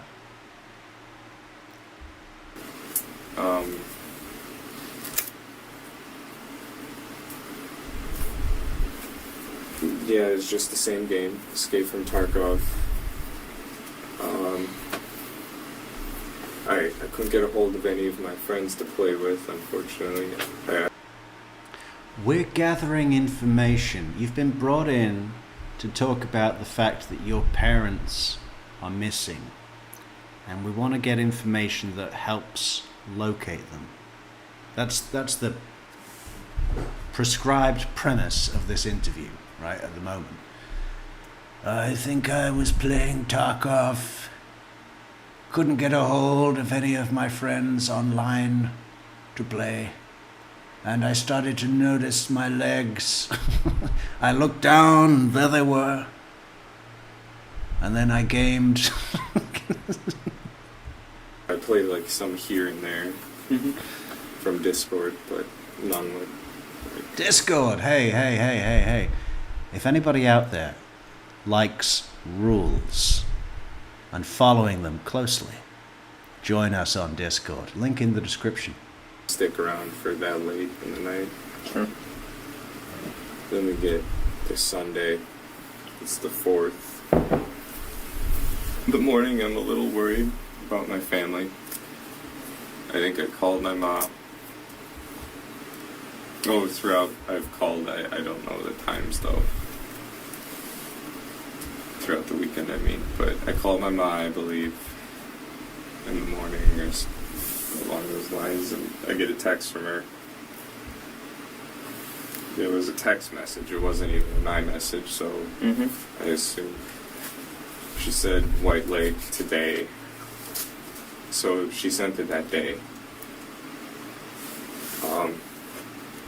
I couldn't figure out where she was. Because it was a text, there was no iMessage, so I kind of just like left it at that. They're safe, they're alive. They're safe, they're alive. I mean, he even fucked that up. There was no parade at White Lake. You know?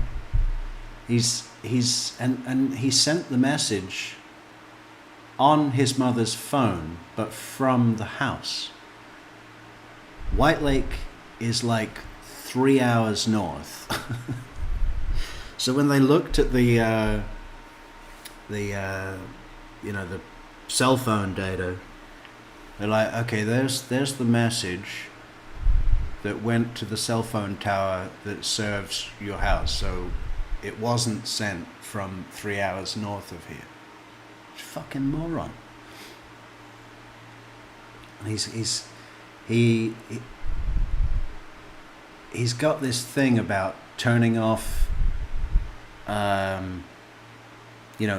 internet data on the phone so that the location isn't involved in whatever differences that makes, because I think, what was it, he cheated on his girlfriend at some point in the past, and as part of the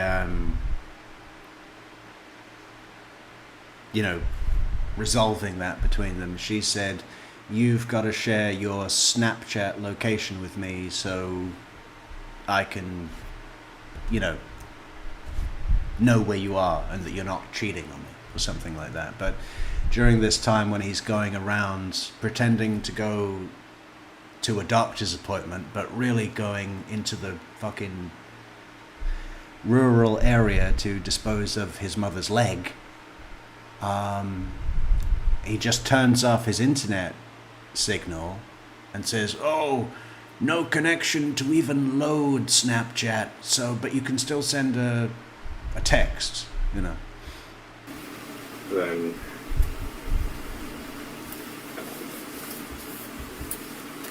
gets to the afternoon. I'm talking to Dan. I call him up and I ask him, well, what he's doing. Or maybe that was the So Dan is a colleague, I think, of his mother Krista. morning, but I called Dan that Sunday, asked him what he's up to, if he wanted to hang out. 'Cause I don't like being alone at the house very long. Dan is mom's coworker slash friend. Yeah, he's this Okay. guy.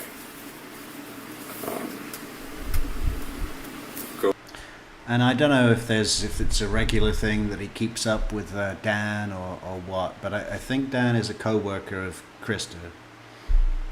So it was probably an opportunity for him to deliver this narrative to one of her colleagues that they've gone to the lake with a mystery couple and all of that sort of stuff, right?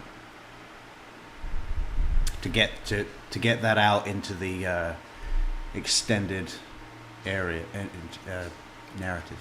Over there he invited me for fireworks in his driveway.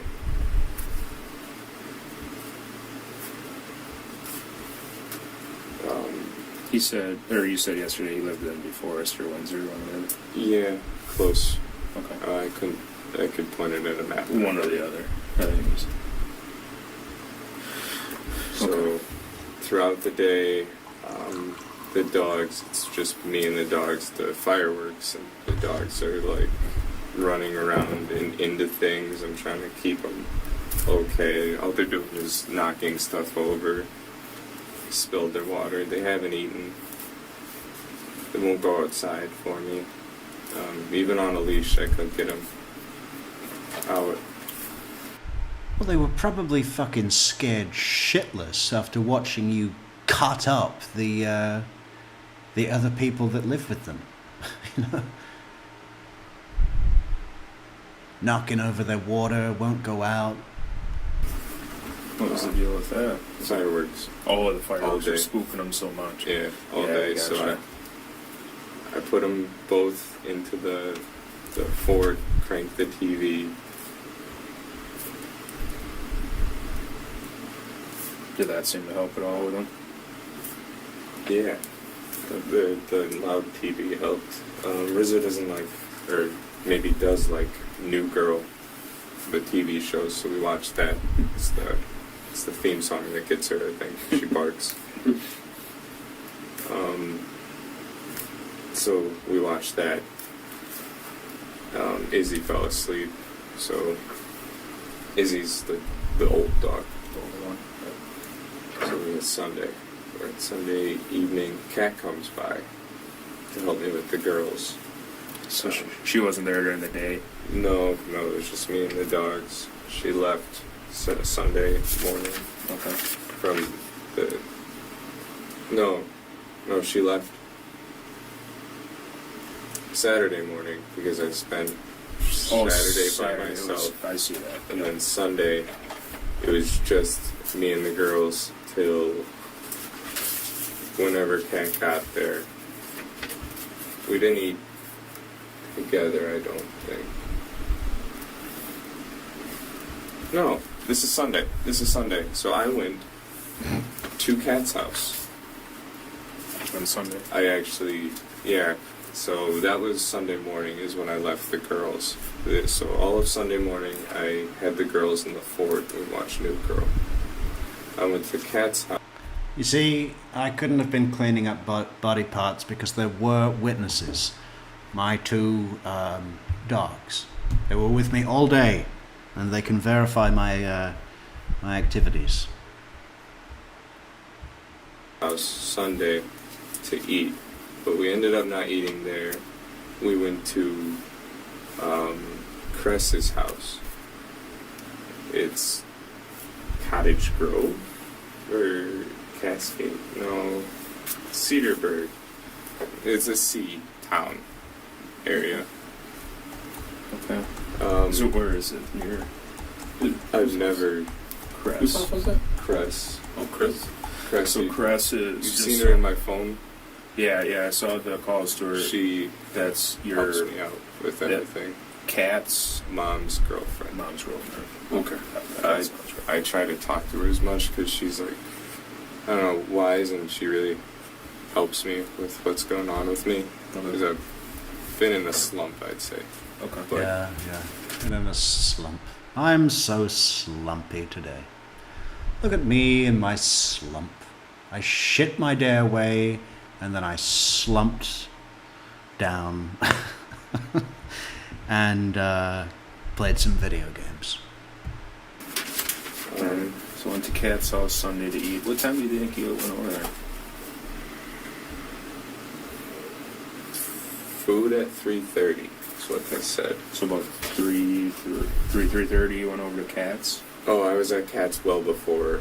I was out there noon. Okay. Noon, let's say. Noon. Where does Cat live? The east side? East side of Madison?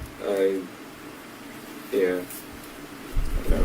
You know, I'm sure I could look it up, but you know the road at all or anything? Trafalgar? Or Andrew Lane? Trafalgar? Okay. I'll look it up. I'm pretty sure that would be Trafalgar. No? Hey, Laura, thanks so much for that super sticker. That's fantastic. It's fine. So you met her Sunday about noon. Yeah. What'd you guys do at her place?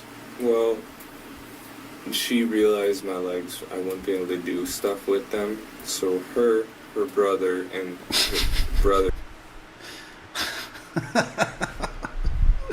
What, like walk? Or, what? Kick a ball? She looked at my legs and said, no, there's no way that you can make it to the thrift store. You'll stay here at home and sleep. We're all going to go out and have fun, and you will stay here with your legs. His date went to a thrift store while she had me sleep. She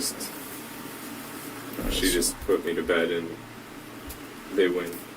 And then they get home around 2:30.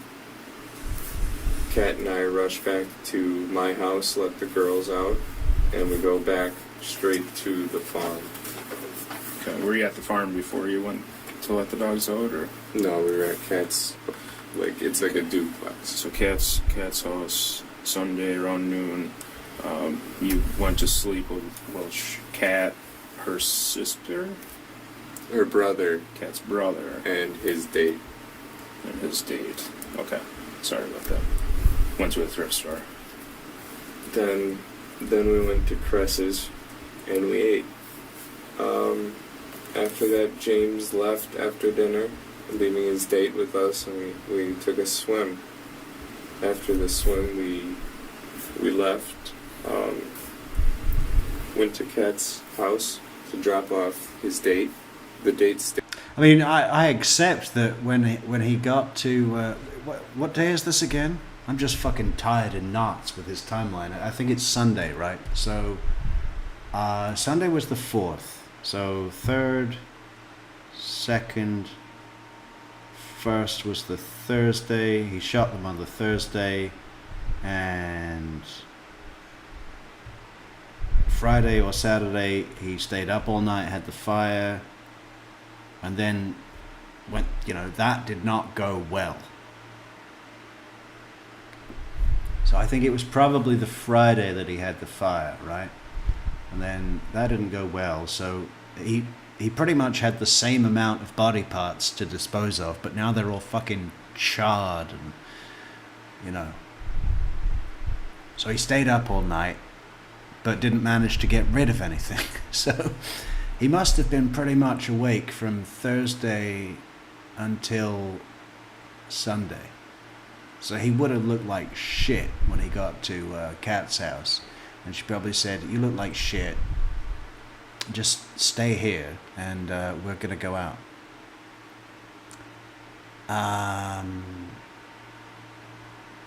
Yeah. Stayed at Kat's house. I think the date is Rose, maybe, is what her name was. Rose. Had you ever met her before? No, this was a Tinder match from her brother, Kat's brother. Okay.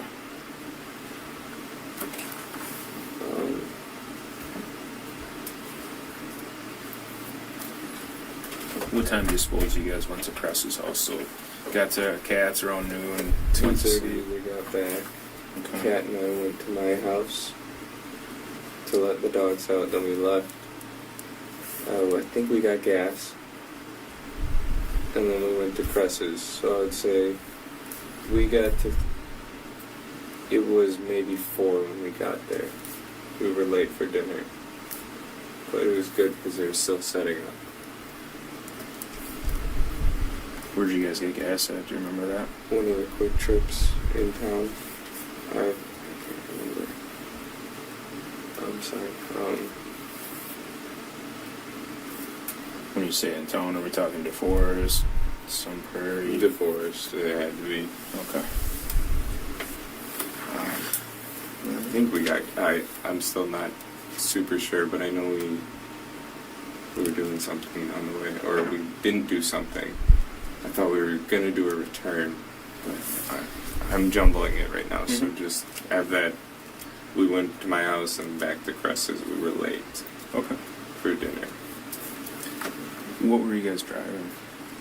Were you in your... Kat's red Subaru. Okay. Was she driving or you? She Okay. drives that. Kat's her car.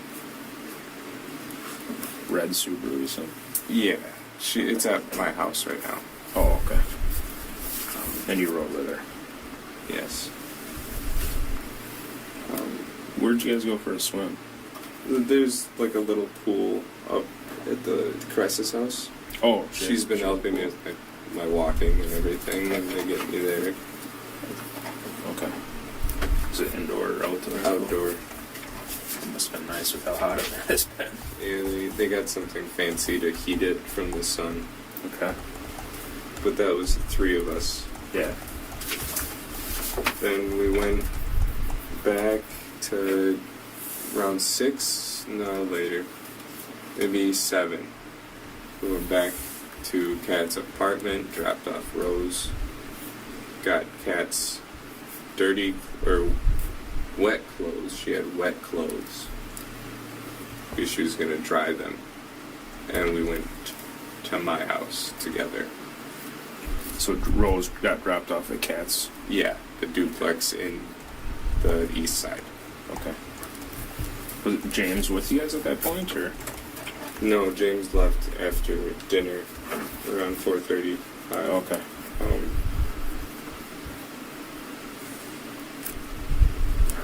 Gotta keep day pointers. Was he not getting along with Rose, or? No, he had work. Oh, okay. That sucks. Working on the 4th of July. Something. So did Rose get dropped off at Kat's duplex then? Yes. We'll refer to Kat's house as a duplex. Yep. Cress is the farm. Yep. We grow berries. Yep. My house is my house. That's how we refer. Gotcha.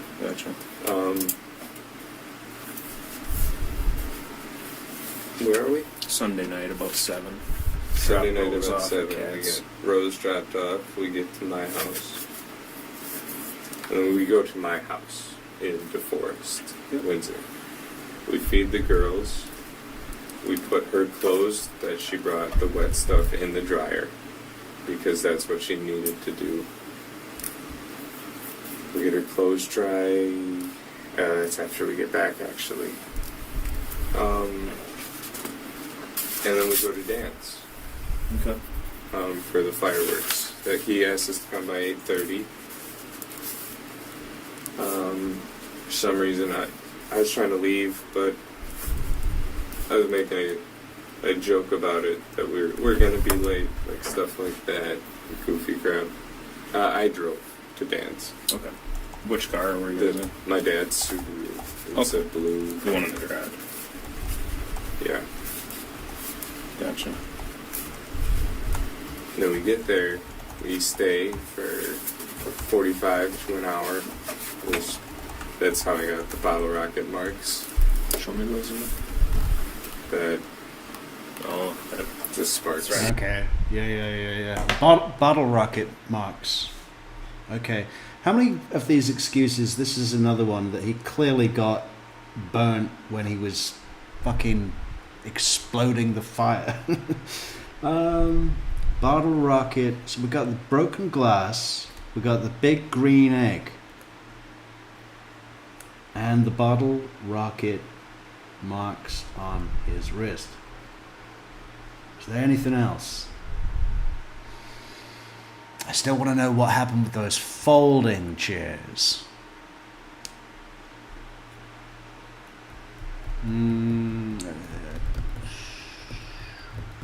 This is a list of unforeseen indicators that he's trying to explain away. The breadcrumbs. Covering up the breadcrumbs.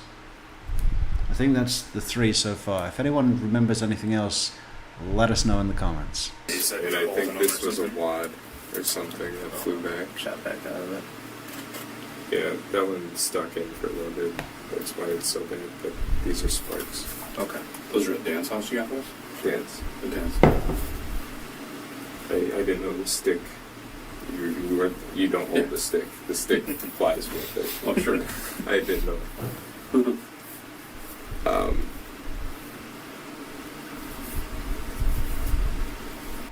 Well, you're supposed to put it in the ground, aren't you? Okay, let's verify this. I'm not much of a fireworks fan. Bottle rocket. How do they work?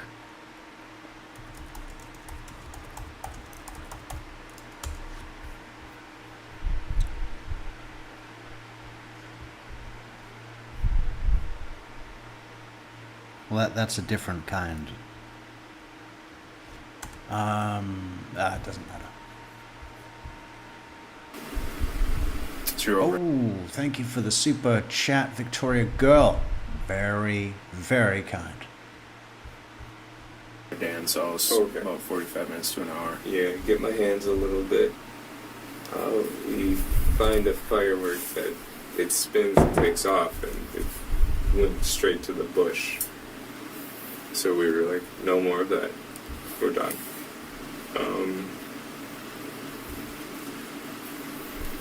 Did it light the bush on fire?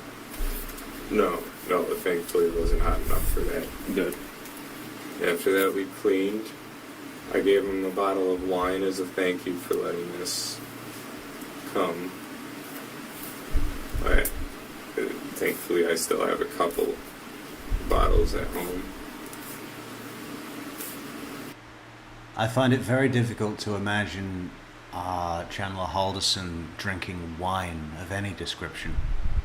Much more of an orange soda kind of guy, I think. Perhaps Mountain Dew. Baja Blast.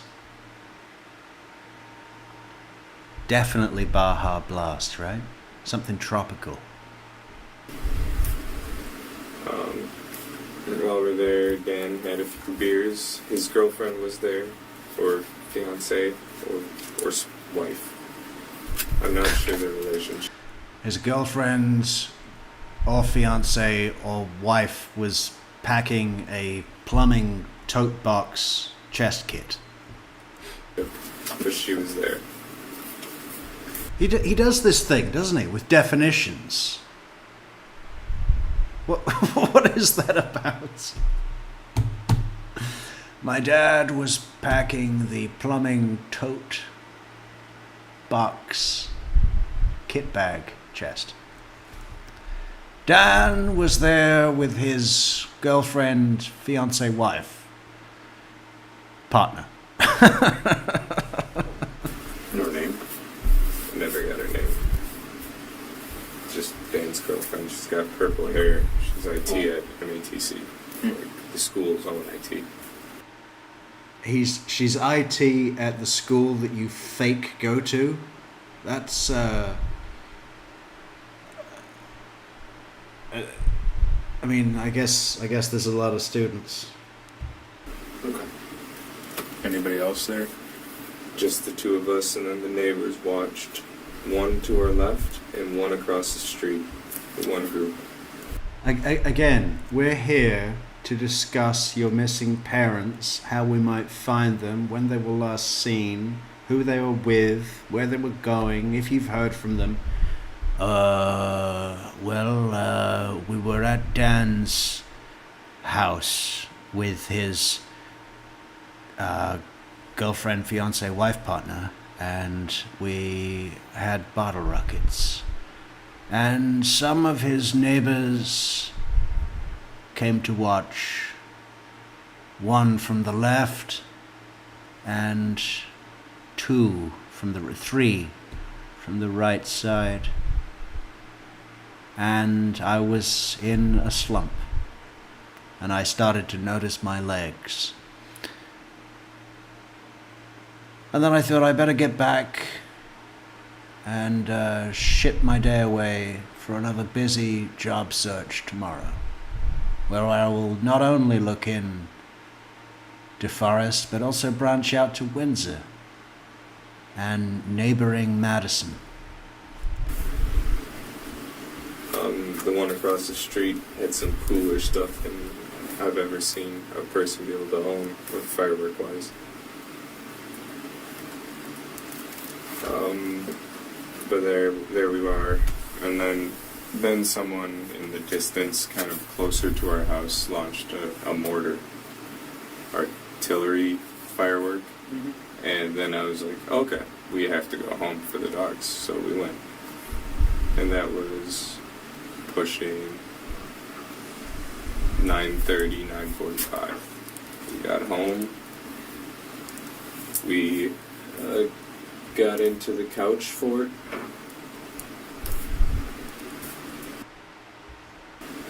We got it. We got into the couch fort. We got into my pathetic life. No. We opened a fresh bottle of Baja Blast and cool original Doritos.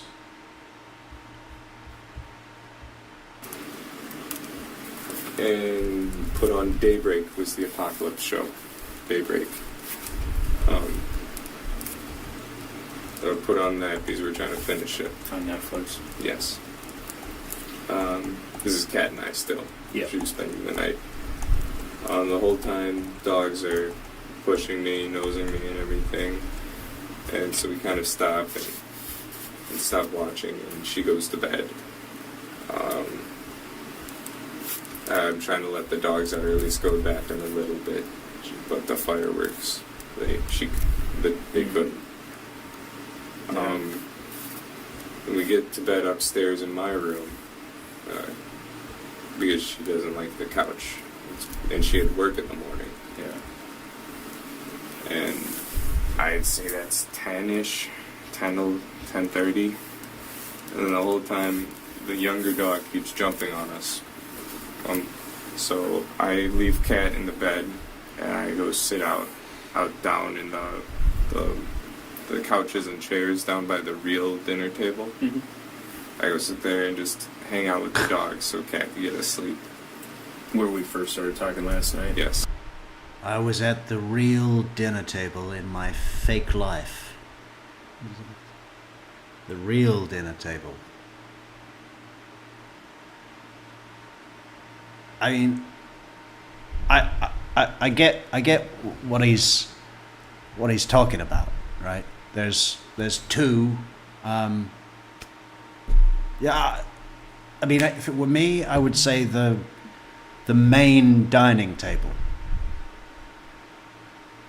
or the big dining table, or it's obviously like there's a place that has more of a sense of occasion, right? Where you would have Christmas dinner on the real dinner table or the main dining table. I mean, something's wrong with this guy, with his language, with his choice of words. Like The main kitchen, door. dining room, and the couches. Okay, I gotcha. sit down there so Kat can get some sleep because I don't work tomorrow. She does. Mm-hmm. Then I put the ladder in front of those steps so the girls can't come up. They pee on the kitchen, the tiles, so I cleaned that and well, at least they went before bed. You know, it Mhm. wasn't the worst thing. They're not gonna go outside. Yeah. Then I go to bed. Then it's Monday morning. Kat goes to work. Aside from the jailhouse phone calls,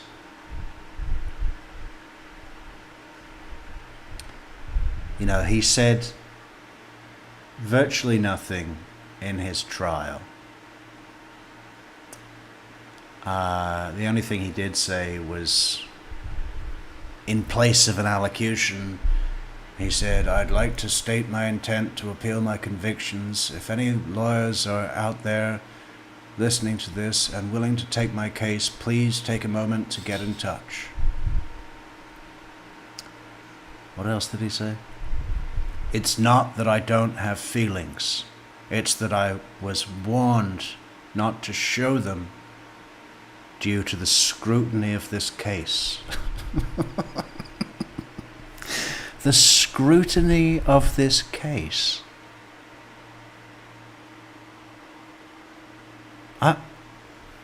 No, that you know, it was the strangest thing. I'd love to know.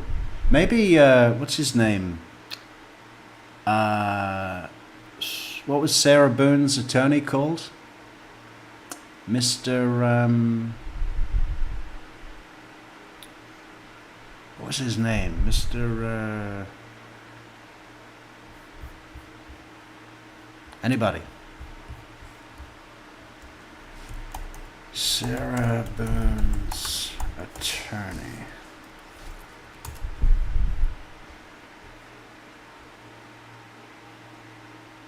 Owens. James Owens. Maybe James Owens will take the case. His appeal. 7:50-ish, maybe earlier. Thank you, Laura. And I'm left to myself, so we put on New Girl on the couch for it on Monday morning. I go back and forth through some video games, and then back. Video games.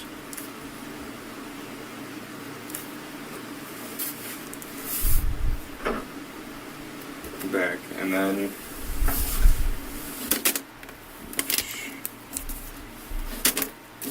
Those don't like to stand up very good. yeah, I'm sorry, I'm trying to stretch a little bit while I'm sitting. Hurts. So New Girl, video games. This is Monday. We're getting later. I have a little bit to eat for lunch.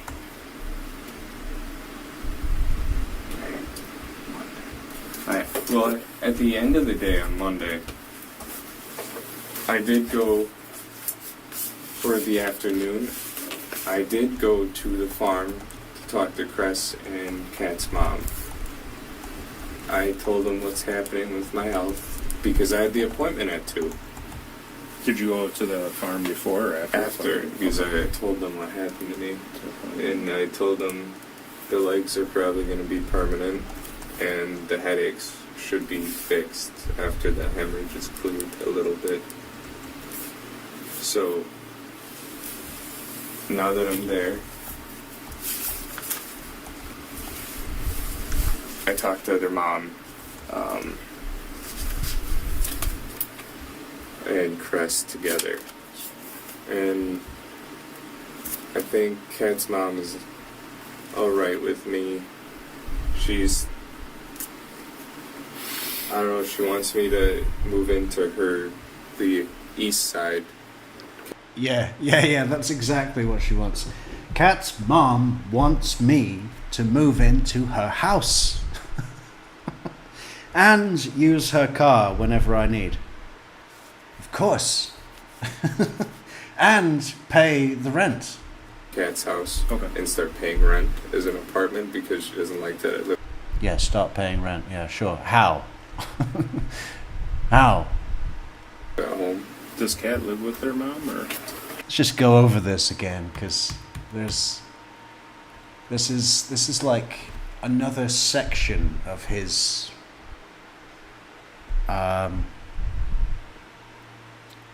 kind of layout, right? His kind of layout about things that are around, and I'm sure that he would think that Kat's mother would be a good person to vouch for his character. A little bit. So now that I'm there,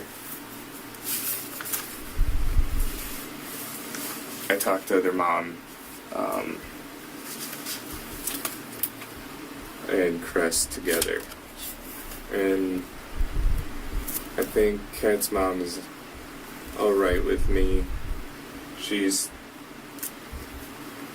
don't know, she wants me to move into the east side, Kat's house. Okay. And start paying rent as an apartment because she doesn't like that I live at home. Does Kat live with their mom, or? Kat has an apartment Okay. somewhere. Kat does? Yeah, it's on Hey Brian, how you doing, man? by Mifflin, Okay. the Party Avenue. It's by there. Okay. So I'm there talking to their mom and Chris. Then I go up to have, break down by their shed, and they go swimming. Right by the swimming pool is the shed, so they wanted to watch me,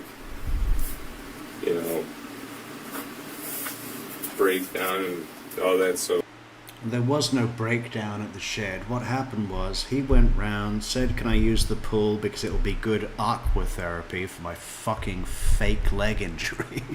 There is a nerve in my leg, and the doctor says that I need to have access to your swimming pool for my physio. So I'll be using that in private. I'm gonna need to get my legs back together so I can move into your mother's house.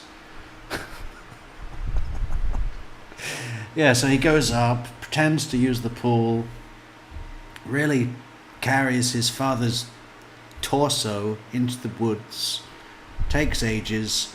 Cress and Dulce get frustrated and drive up on the lawnmower. I just love this, within this story, there's these two kind of older ladies traveling together up a hill on a riding mower. I mean, just when you thought that this story didn't have everything, we get the two older ladies traveling up a hill on a riding mower. Oh, it's brilliant. Anyway, they go over there, and Cress gets frustrated and says, "I'm going in the pool." And then he comes out the woods. There's no breakdown. There's no, what does he call it? Kicking the grass, toddler tantrum shit. This is how he describes himself. Himself!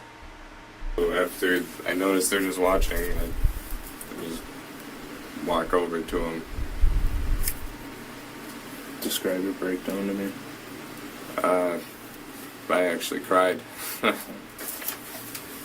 He's an unusual liar, right? Because if we look at a liar like, I don't know, he's unusual because he really overuses the complete fantasy. Usually a liar that's effective is very good at basing an interpretation on a factual event, or, you know what I mean? This guy just invents this whole situation where he's crying in the car.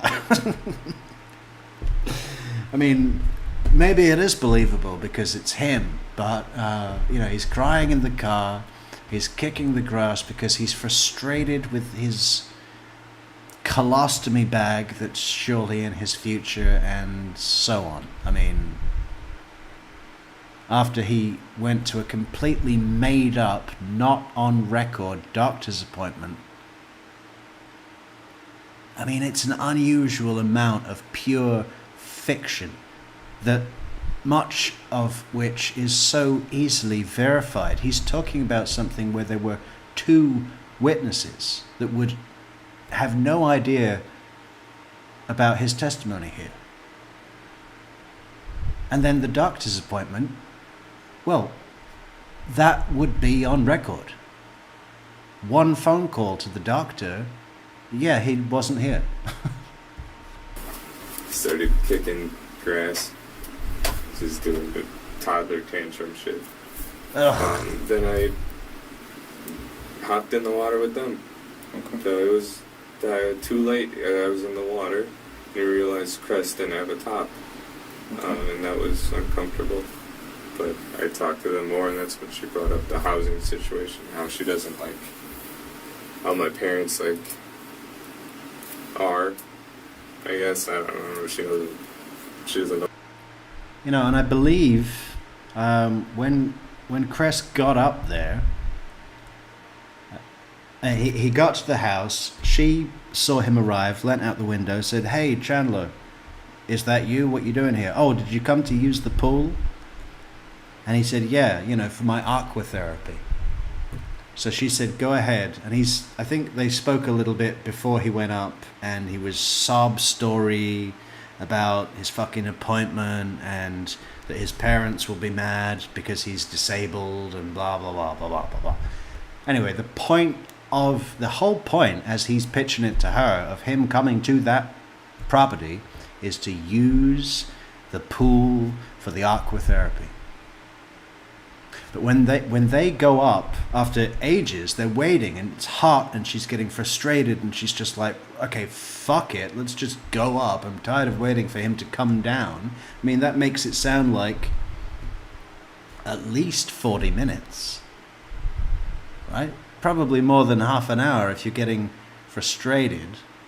I mean, what would the normal expectation be? The minimal expectation. He's got to go up to the pool, so maybe 5 minutes, get in, do a bit of aqua therapy, get out, dry off, drive back down. I mean, that's going to be at least half an hour. So for her to get frustrated, it's got to be 45 minutes to an hour that they were waiting before she gets frustrated and goes up. But when they go up, I think they said that the cover was still on the pool. So it's obvious that he left an hour ago to do his aqua therapy, but he hasn't been in the pool. And then we get in the pool, and he comes wandering out of the woods without a shirt on. You know? So what have you been doing up here for an hour? I thought you had to do your aqua therapy. Oh, well, she never met them. Okay. Crest was saying that? The cat's mom. No, Oh. cat's mom speaks his her first thought right away. Yeah. So they're offering me to get a job, live with them, work for them while I'm working, and pay rent. And that's kind of their deal. I would have like a month free of rent, or a month or 2 maybe if they're thinking. I could be able to borrow a car from Crest maybe if she's nice. Or not using it, I'd be able to go to work Yeah, how about you just put it in your name? You know. So you're gonna take your girlfriend's mother's house, and then you're gonna take your girlfriend's mother's fiance's car, and they're gonna buy the gas, so you can go to your fucking job interviews in DeForest and Windsor because you branched out. Yeah, he's a real go-getter, this kid, right? I mean, just charges at any opportunity, just straight in. You have a lot of cards or something? Oh, Okay. Just look at that. Our first coffees. Thank you so much, Amy, for the 6 coffees on buymeacoffee.com. Did everyone hear the beep? Maybe we need to change the beep. I'm going to change the beep. How about this?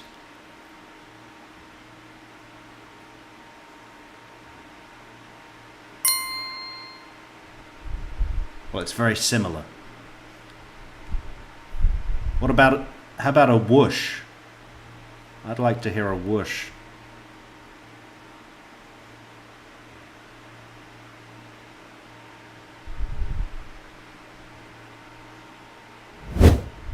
Ooh, that was cool. If you would like to hear a whoosh, please do support the channel on coffeechannel.metrix.com, please. Thank you, Amy. an extra one, probably. She stays at the farm, Okay. so if she didn't need it, I could use it Sure.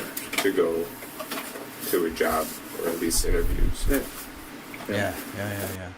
A job. We're getting ahead of ourselves, Chandler. Okay? You're only at the job search. Okay? Do you think he's fucking made a resume? What is on it?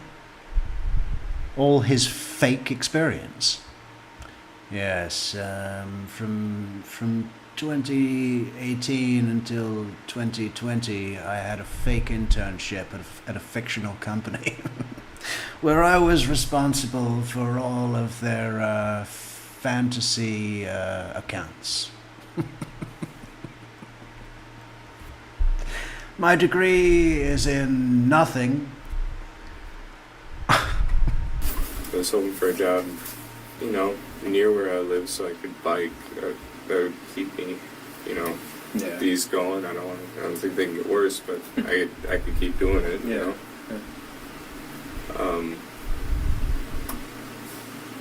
What was I doing? Where are we? Addie Zanone, always nice to see you, Addie. Welcome back, Metrix. Sunday. So you were swimming, having a breakdown. What were you having a breakdown about? Oh, a little bit of attitude from Chandler here, right? There's this pause and this stare, like, did you just not hear my fucking 45-minute sob story about my broken leg and the nerve in my neck? Do you understand that I've lost all function of my cerebral cortex and that I'm gonna have to shit into a bag?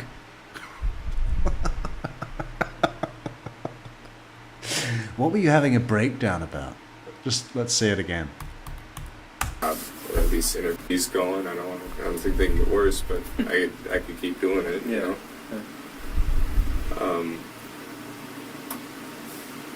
What was I doing? Where are we? Sunday. So you were swimming, having a Okay. breakdown. What were you having a breakdown about? You ever have your legs kind of? Yeah. No, I haven't. It's just. I don't even know if they're done getting as bad as they can be yet. So Yeah. that's not fun. And I think you were telling me last night it was. Fucking hate that expression as well. Oh, that's not fun. I have such hardship in my life. That's not fun. How will I ever cope with my fake illness? I won't be able to go to Titusville to fake work with Elon Musk. And I'll have to move my entire fake life into your mother's house. And not pay anything. until I go to my fake job appointments with my fake resume. You know, that's not fun. That's not fun. Fuck you. You know what's gonna be fun, Chandler? Going to fucking prison, real prison, when you're 23 years old and look like you're built of chopsticks. Okay? The fun has only just begun, son. It's a symptom of a concussion, right? So Is that right? that's not it. It's a symptom of nerve damage from the hit to my spine. So it's okay. permanent. Okay, I understand that now better. Yeah. So it's just legs. I think it's about waist. Feeling is probably colostomy bag down the road and all of that. But here we are, Sunday. Yeah. Oh, okay, we're sitting in the pool. The colostomy bag thing, I mean, is that, what is that? What is that, like one of those shocking details that people interject so that people don't want to inquire more? Or what? Why would you invent that? Why would that be part of your lie? You know, you've already said that your brain is broken and your nerve is all twisty and your legs, you know, that you can't use them. But now you've taken it a step further and told everyone that you're going to have to shit into a bag. And what doctor would diagnose that? Well, we're going to release you with a neck brace today, but probably down the road, colostomy bag. We're thinking definitely yes to colostomy bag, but down the road.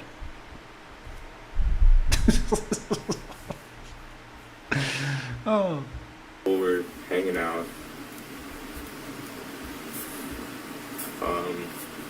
They're just talking to me. Sometimes they're being nice, sometimes they're like making the offer, like, hey, if you move in, you can pay rent. This is a good neighborhood. It's a cul-de-sac. There's parking. A good neighborhood. I mean, it's not even a neighborhood. It's a rural, fucking remote location. So, yeah, on the east side, just off of Milwaukee Street, that's Andrew. You take a left turn onto Andrew down Milwaukee. Yep. Oh, not okay. Yeah, to move into Kat's mother's place. You know, but when is she going to get all of her, you know, possessions out of there? So to make room for his stuff. So that's it. So it's a good neighborhood, kind of like the one by my parents. Mm-hmm. If I live there, I at least be on doing my own thing. And then they're like, well, appreciate you. Doing your own thing. Well, let's just go over the list again. We've got video games. We've got New Girl. Got to watch the full series of that in one evening. And throwing the tennis ball to the dogs and cooking in the big green egg. But make sure to heat that up 8 hours before you're ready to eat. Stopping by, so I head out and I go. It was Monday afternoon. I go to dinner at Kat's house on the east side. Okay. What time do you think that was? Had to be 7:30. I left the farm, which is Cress's. 7:30 p.m. I think it's also like a safety blanket for him, right? To do this whole fucking my memory thing. I mean, not in terms of just in how he feels about this situation. If he's doing this act of, I went for dinner at Kat's house, you know, if he pretends to be involved in finding the memory, it's easier for him not to,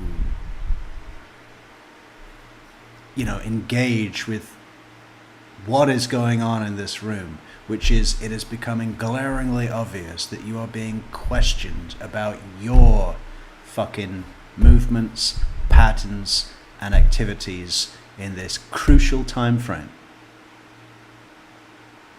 You're a suspect. But if he's like, Sunday, well, we went to Dan's house with his girlfriend, fiance, wife, partner, and there were bottle rockets. You know, it's like, it's not a strong play. But what's the alternative? What is the best thing that he could do right now? I mean, obviously, not say anything else. The best thing he could do right now is say, are you questioning me as a suspect? I feel like you are. I want to speak with an attorney and I will not answer any more questions. I mean, he'll be arrested immediately.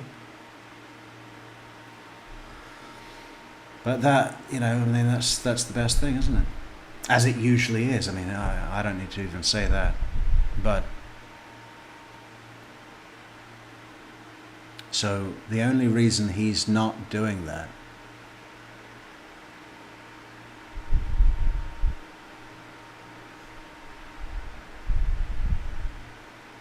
I don't know.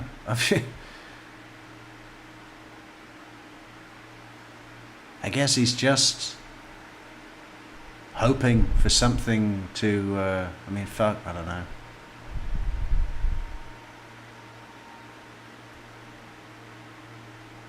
He's just holding on to as much time to not be arrested, I guess. Even though he must surely realize that it's inevitable that he will be not walking out of this room. This is the phone. Okay. So,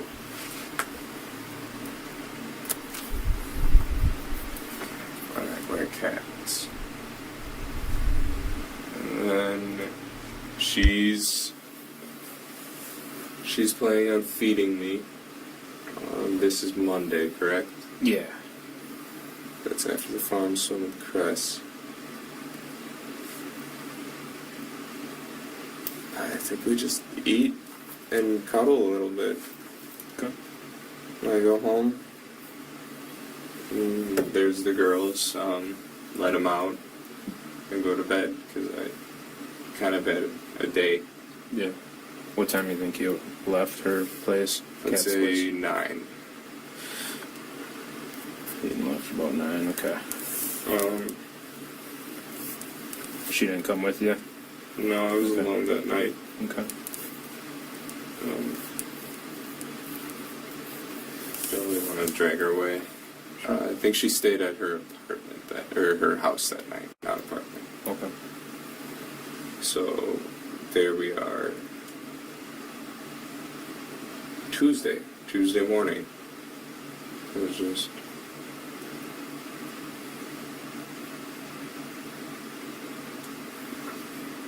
I can't remember Tuesday. Dan wakes me up, I believe, with something, or not wakes me up, I did the 6 again with the dogs and the food, but I got back in bed. I don't know if I passed out or zoned out a little bit, but...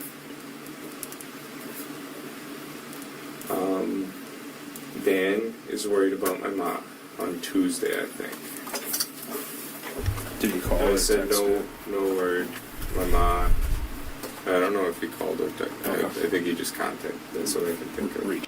Yeah, so Dan is the colleague of his mom, and he made contact with Dan for the 4th and the fireworks for the opportunity to get the narrative over that way, which essentially goes back to her employer, right? Because he's a colleague.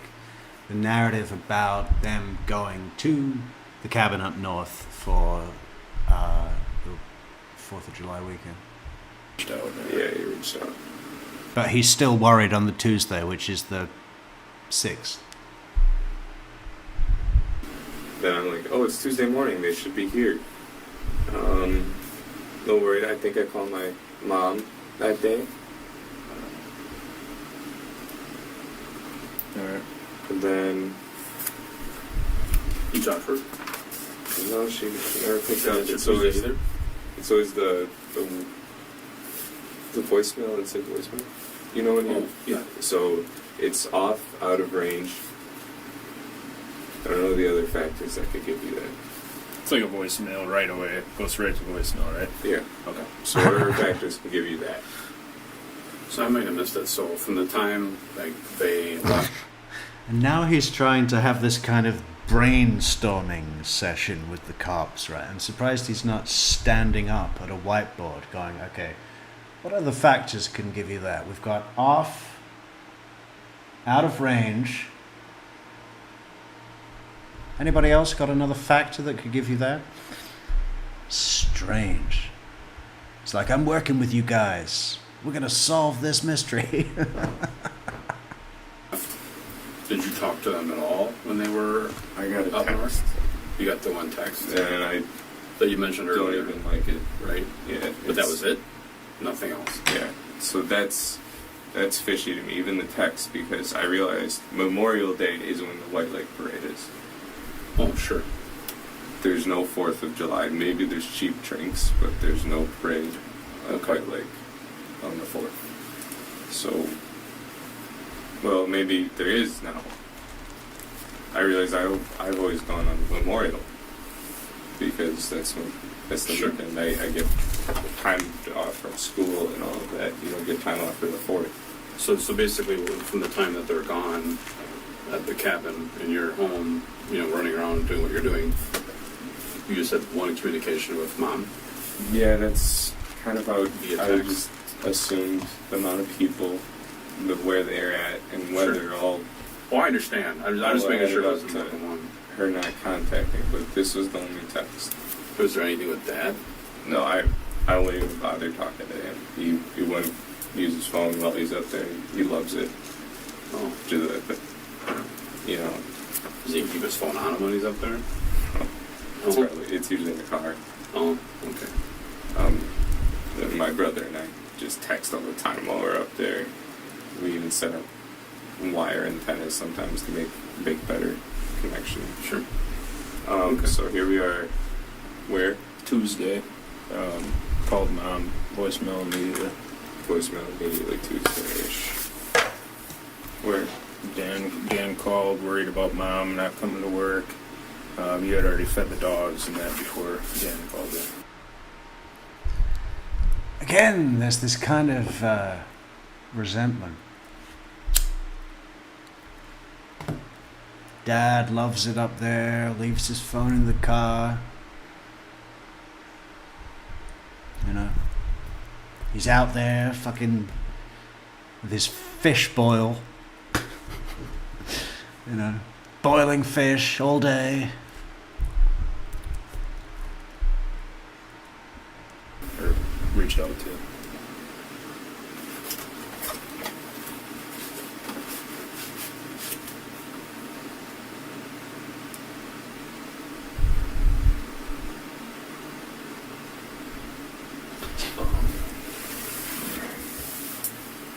So Tuesday.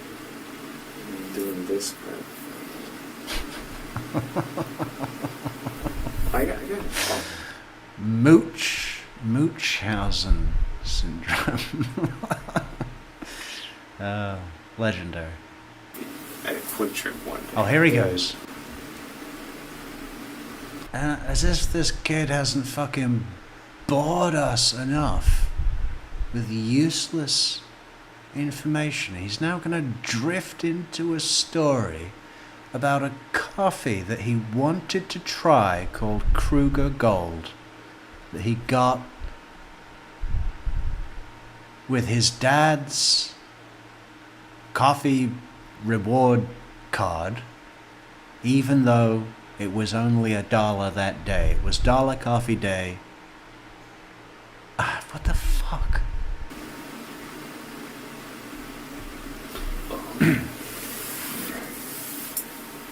So, please, I'm doing this crap. I got a coffee at a Quick Trip one day. Well, I think that could have been Tuesday morning. At Quick Trip, I got a coffee, and I used my dad's number at a Quick Trip to get me the free one because it was the Krupa Gold. Yeah.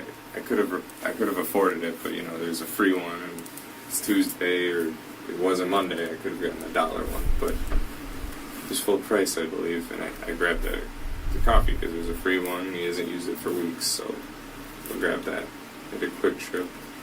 I couldn't tell you which one. I was just driving at that point. When you use it's a rewards card is what they call it, right? Yeah. You just enter his phone number or Type something. it. You type it. Okay. I was just driving at that point.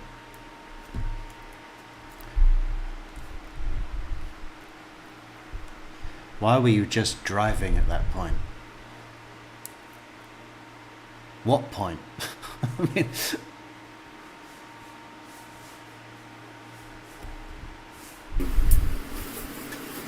but I got a coffee.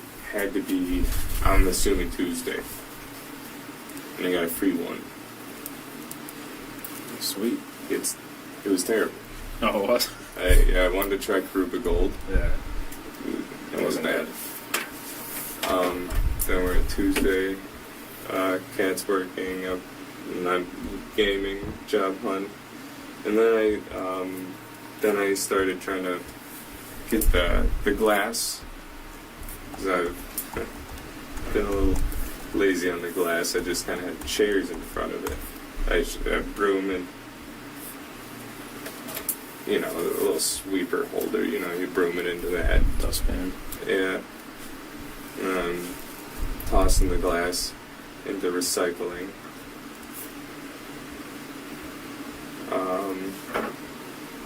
I get most of it. There's a bunch in the cracks of the stone that I'm picking out by hand. I think I didn't injure myself from that, but just yeah.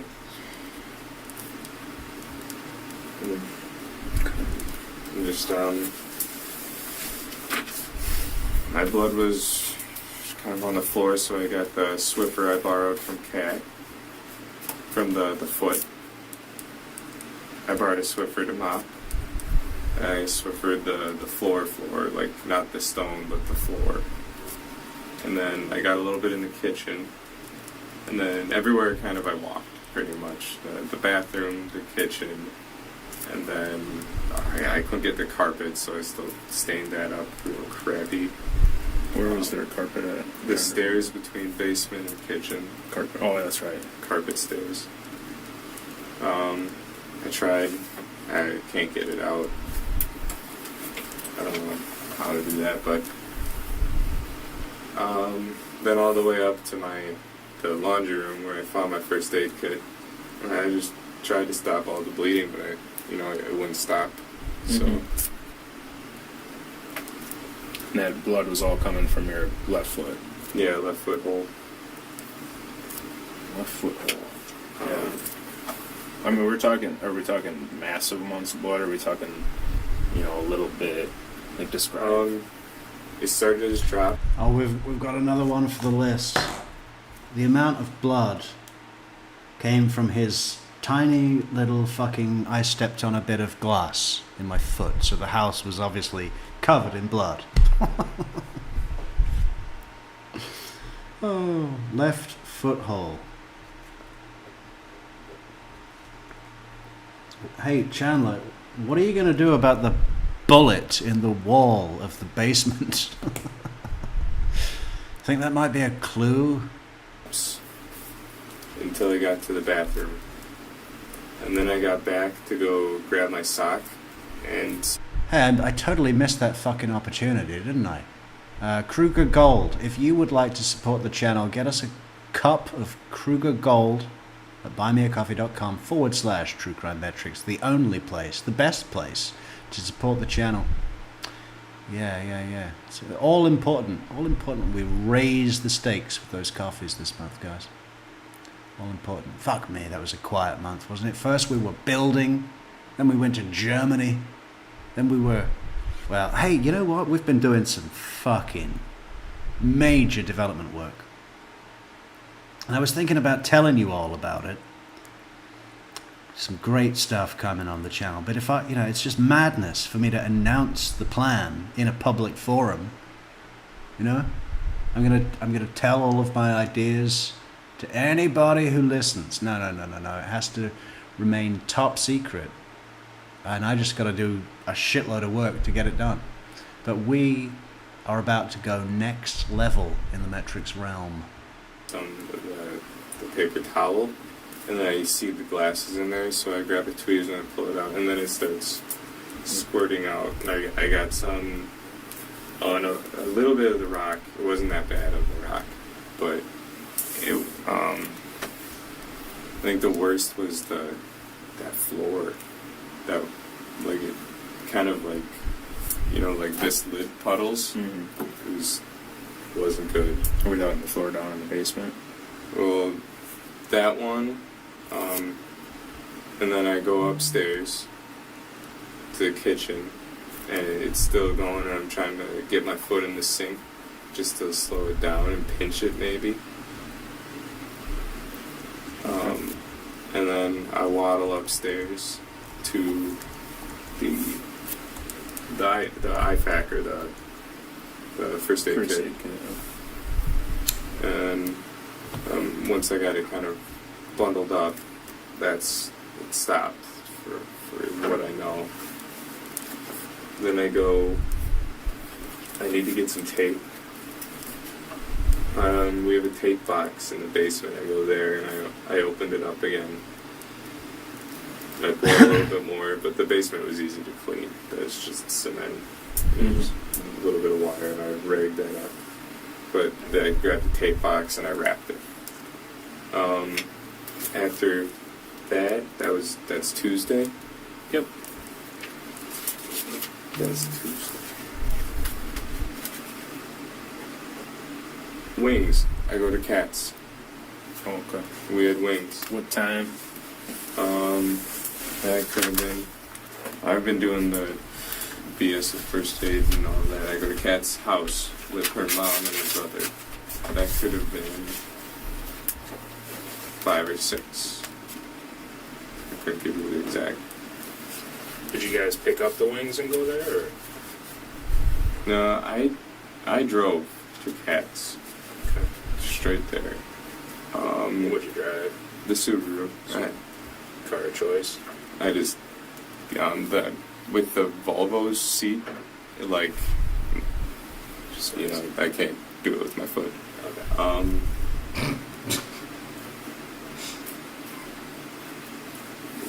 So you're talking about wings. Yeah, so my brain is broken. My nerve is twisty. Colostomy bag down the road, and I'm never going to be able to drive a Volvo again. Did you guys go pick up wings? Or? Yeah, so we get there, and we're calling around, seeing what's up. James is getting home with Jimmy John's. And we're like, oh, you don't eat all of it. He's like, oh, I'm hungry now. I'm doing all the post-gym crap thing. So he grabs, eats half of his sandwich, and then we go, Kat and I, the two of us, in my car, we go to Buffalo Wild Wings. Do you remember which one? I couldn't tell you. Okay. I don't know. It had to be east, right? That's close to ours. It's by a mall. No, the east one, maybe. It's by a mall. There's a mall. We go in, we get the wings, we go out. You can feel Detective Shunk just fighting the boredom, right? I mean, it's all pre-planned that they're going to be dropping the hammer on him. And, you know, they're just giving him the opportunity to put all of this bullshit on record. Which Buffalo Wild Wings did you go to?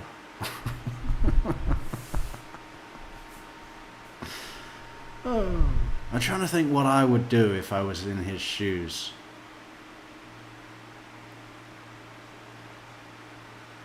It's hard to tell, isn't it? We go to Cats, we eat. We watched this movie, Pretty in Pink or something. It's about a girl that likes fashion and goes to Harvard. It's, Is it on Netflix or is it on the TV? they have like everything there. I didn't know. Alright, so you ate the wings at Cats, watch Pretty in Pink. Yeah, it is about. And why does everything he watches sound super girly? What is Pretty in Pink? Let's look it up. Pretty in Pink.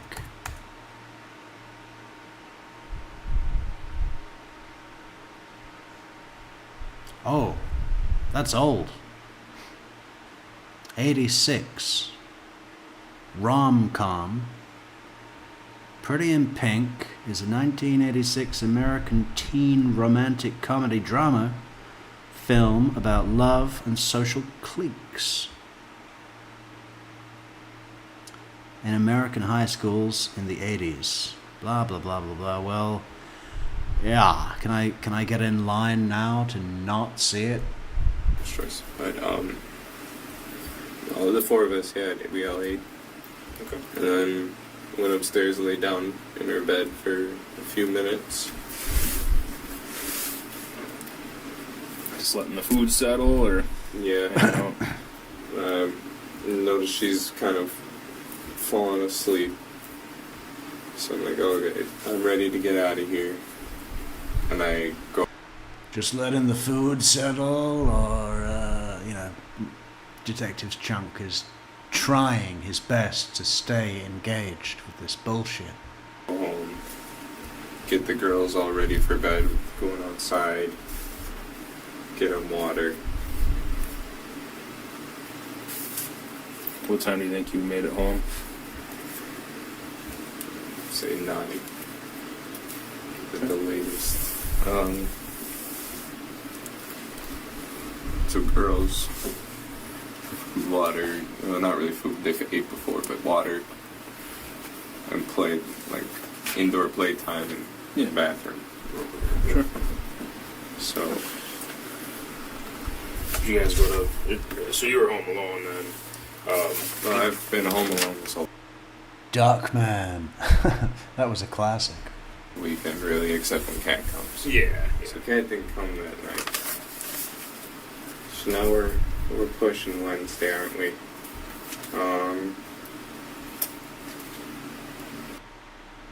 Legally Blonde. You see, is that Reese Witherspoon or Christina Ricci? I always get those two confused. What time do you think you went to bed on Tuesday night? Probably pretty dang close to when I got home. 10 at the latest. Kind of been tired lately. Sure. Then in the morning on Sunday? Or no, wait, where are we? Wednesday already. Wednesday, okay, so Wednesday. I try to go to the farm. I keep spamming Cress. I kind of need someone to talk to because I'm freaking out about my parents. Jane's calling me. I give her the address to go to the farm. Everyone's saying that Pretty in Pink was great. I mean, how great? Are we talking, I would say Some Kind of Wonderful was great. Was that John Hughes? Let's look it up.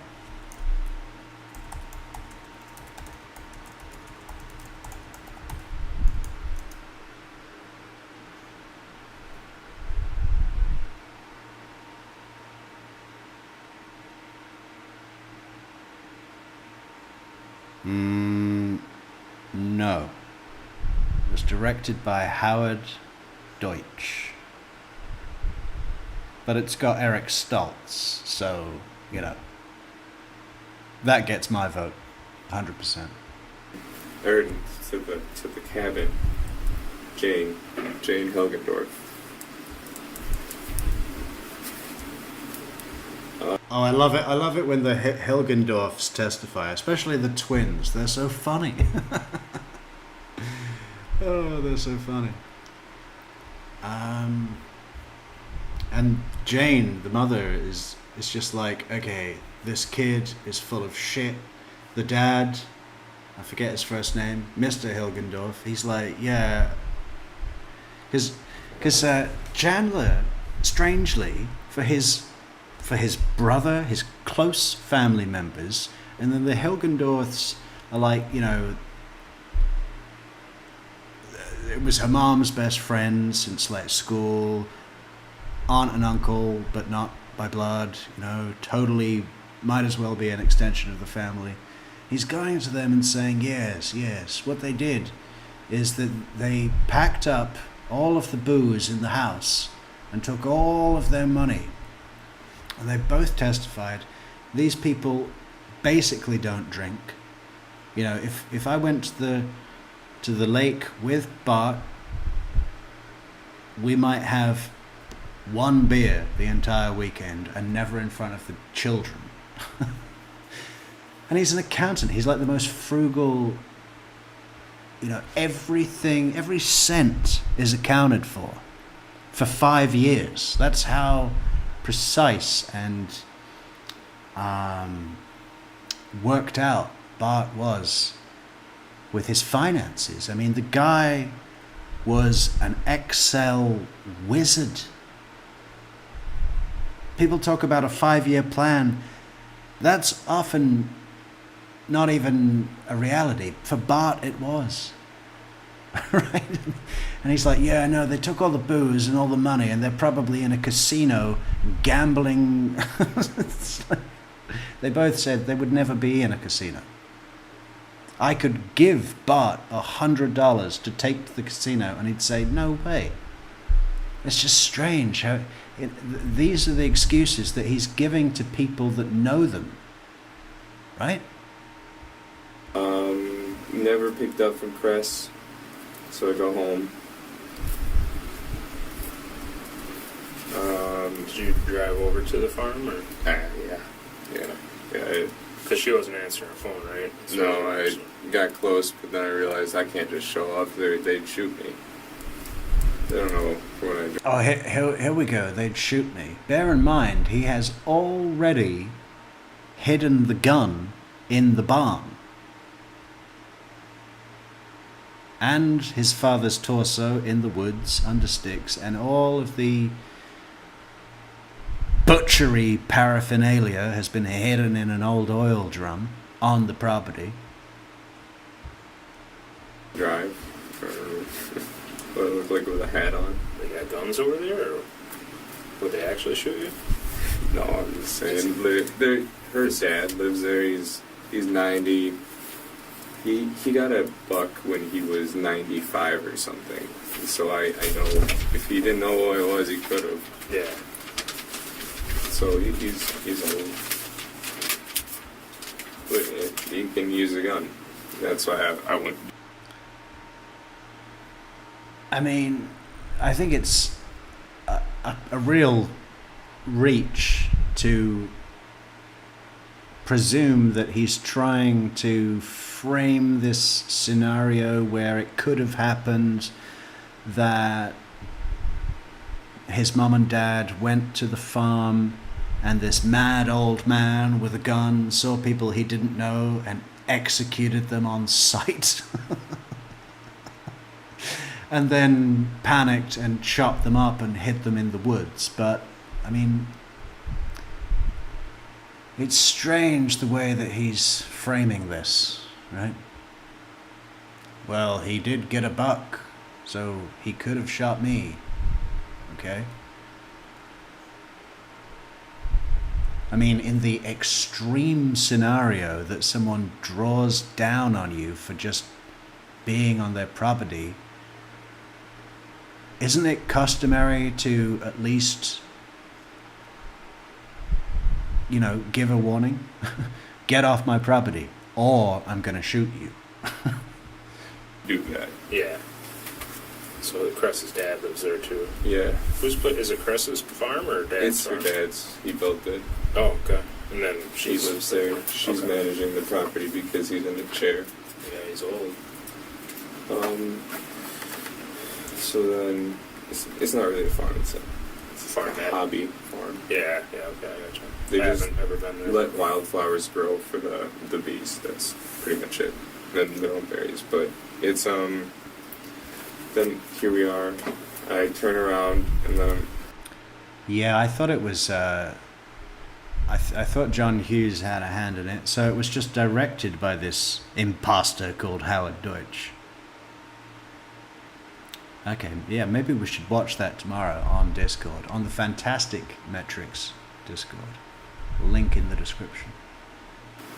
Jane calls. I get a picture of the property at the cabin. And I see that. So I'm looking at the cabin. And then it doesn't look right. There's a birch tree in front. And I didn't like the look of it because that didn't just sit right with me a little bit. But it looked like tracks were pushed down into the grass a little bit. I don't know, from the picture. And Mike said there was like light tracks, like someone was there. Where was the birch tree at? It looked like it was in the middle. So at this point in time, Mitchell and his fiancée have driven up to the cabin and have called the local police to come to the cabin. They have pried the door open, searched the cabin, searched the boathouse. Nothing has been touched. The lawn is overgrown, no one's walked on it, there's no food in the fridge. You know. But it is kind of spooky. There's the body cam footage when the cops are going through the house, and you can tell that they're a little bit like they have to go into the basement, which is like, you know, what do you call it? Steep ladder stairs, and you can tell the cops are a little bit like, fuck, I gotta go down there in the dark looking for a dead body. Of the drive. And sometimes we do that. We find a fallen lawn and we put it like a double door entrance. Mhm. So you go in from the gate, you park, you move the next, and then you drive Yeah, it. sure. So that's like the only security we can get up there. We have done that before. The grass is overgrown, but that's from the storm and the fallen trees. You Mhm. can't mow there because the flowers.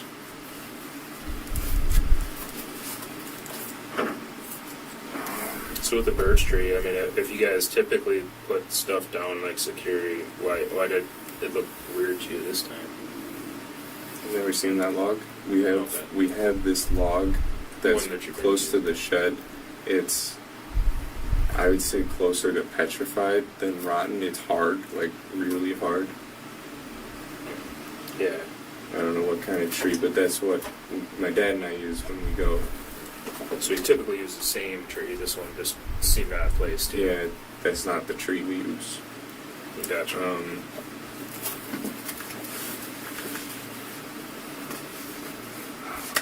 Where are we? Wednesday morning, Jane sends you a picture of the cabin. You see the birch tree and it looked All right. right to you. Then I go to police station because I ask her, when should I make a thing? Point or the. I'm sorry. No worries, man. What? Wednesday morning, you said you went to the police department. Yeah, to make a. What's the thing? Talk to him about my parents. And then I met with 3 sheriffs that came. 3? Is he acting like he can't bring himself to say the words missing persons report because that's too traumatizing? Or is he just stumbling? So 3. There was a Seeley. He's bearded. The guy that drove me here. I'm not sure the name. And then Collins.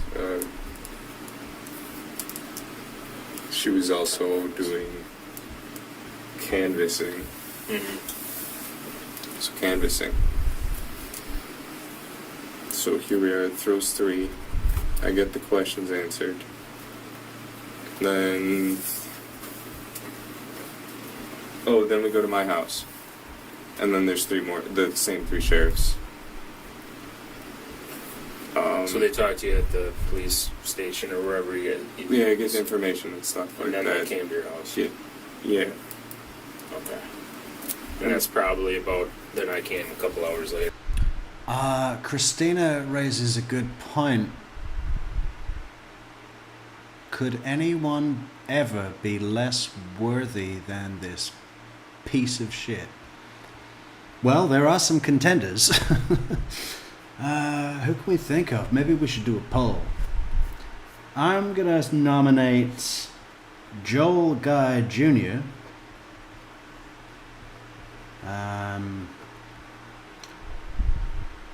Grant Amato.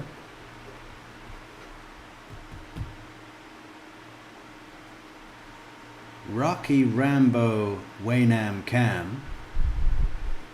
That's actually his name, as Wendy Adelsen would say. Rocky Rambo. Who else would be a good one?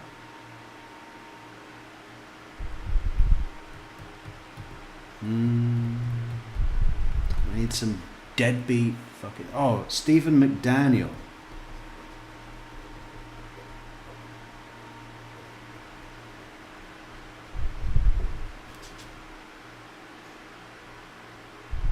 Yeah, let's do a poll.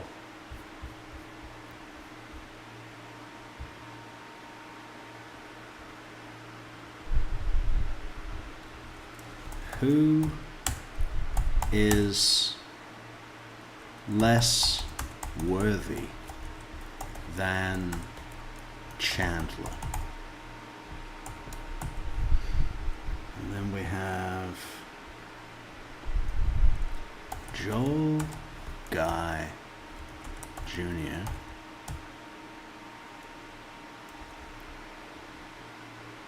Grant Amato. Rocky Rambo Way Nam Cam. And Stephen McDaniel. Vote on the poll. They were there questioning. You're here now questioning. And then that night, what night are we on? Wednesday night. I go to Dan and Mary's. Wednesday night. What time do you think? They feed me. I had probably 7:30. And you said you went to Dan and Mary's They feed me. I love that bit when the news reporter is talking to him, because the news reporter came to him and he didn't want to be filmed.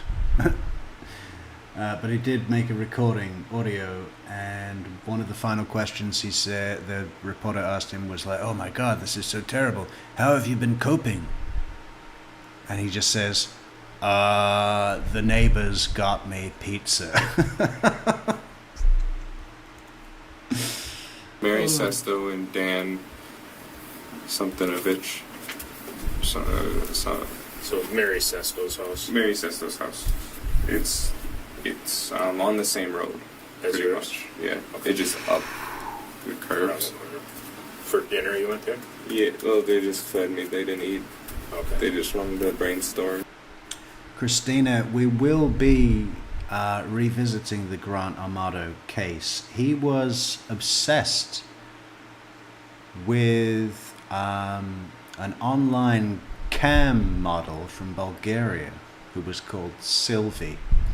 And she was on one of these sites where you pay for them to perform some kind of live sex act, I guess.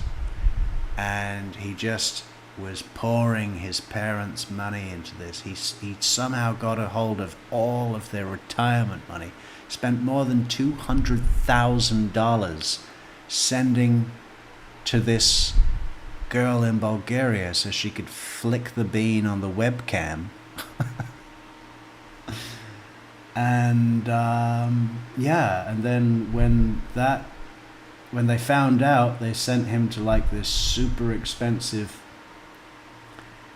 online sex addiction clinic rehab center in Fort Lauderdale, which he left early and said he was cured. Came out and started stealing the money again, and then his dad threw him out, and he came back and murdered the whole family and went to sleep in a Publix parking lot with his brother's credit card and got straight on the site. I mean, oh God. That is a great interrogation, though. We have to revisit that soon. Full story, full breakdown. Any good ideas come out of it? No. Okay. So you said We only could think of Dan, and Dan's been here. Yeah. So you said you went to the police department to talk about your parents. Just tell me, what exactly did you talk about your parents with the deputies about? Oh, we're making a report. A report that I thought I had to do that at a station. Okay. And you were reporting, like, what were you reporting exactly? I just want to write down and have it on there. They're missing this. Okay. Okay. Gotcha. Then, as far as you know, I mean, were you able to tell? We've gone into a lot of detail last night and tonight, right? yeah. Do you think that you gave them as much information as you've given me, or do you think that You've asked way more questions. Yeah. You even asked about my injuries, Yeah. the bleeding and the fireplace. Yeah. The sheriffs kind of gave what they... Did he say reporting my foothole? I missed that. I need to hear that. Exactly. Just a police department to talk about your parents. Just tell me, what exactly did you talk about your parents with the deputies about? Oh, we're making a report. A report that I thought I had to do that at a station. Okay. And you were reporting, like, what were you reporting exactly? I just want to write down and have it on there. They're missing this. Okay. Okay. Gotcha. They're missing this. As far as you know,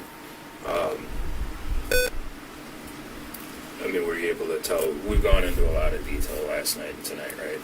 Yeah. Do you think that you gave them as much information as you've given me, or do you think that You've asked way more questions. Yeah. You even asked about my injuries, Yeah. the bleeding and the fireplace. Yeah. The sheriff. Yeah, you nicely covered up all the stuff that I needed to try and explain away. You asked about the fireplace and the big green egg and why the house was full of smoke and my bottle rocket injury. You know? So that's great. Sheriffs kind of gave what they need to make reports, and you've just asked about, like, home life. Everything, right? Yeah, and my fucking head case of a dad that doesn't talk when he eats and needs a set for pipe repair. Okay.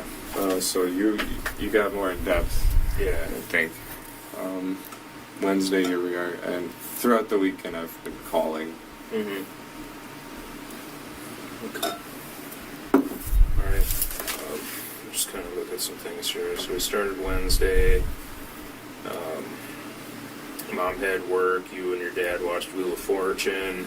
I'm just going to kind of read stuff back through a little bit. Yeah. Okay. And we kind of ended it last night because I've been talking to you since then, so I don't think there's much else that I need you to tell me from last night. So watching Wheel of Fortune, you're on the couch, table downstairs, or couch with the back to the table downstairs, and tossing the ball around for the dog and broke the glass fireplace. Your foot gets hurt, Dad gets mad. Right? Yeah. Mom left for work in the morning, comes home later on. Dog was fine, not injured at all. Was it the dog or the ball that crashed into the glass? Both. The ball bounced it, but the dog hit it with the shoulder. Okay. That's how it broke. It went to, the ball wouldn't have done it. Yeah, probably not. Okay. Yeah, you're backtracking on the tennis ball now, huh? Okay, but there's just one problem. Your dog is weighing 3 pounds, okay? It's a tiny, tiny dog. Probably not even 3 pounds. 2 pounds. 2-pound dog. Weighs less than the tennis ball. Alright. Playing games, watching YouTube, job search. I'm just gonna, instead of reading out loud, just make sure I don't have any questions. I think that's all that Detective Chunk has written down in the fucking hour and a half that this has been going on. Playing games, watching YouTube, job search. You guys typically make your beds every day? Looked like they were made yesterday when I was there. Yes. Okay. We usually use sheets every few days and beds.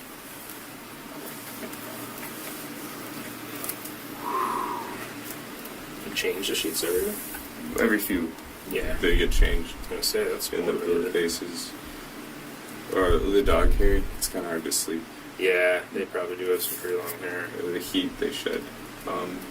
But you're Yeah, talking. no, Sorry. that's, no, that's fine. I get it. I got a dog. He sheds too, but you got 2 of them. Alright.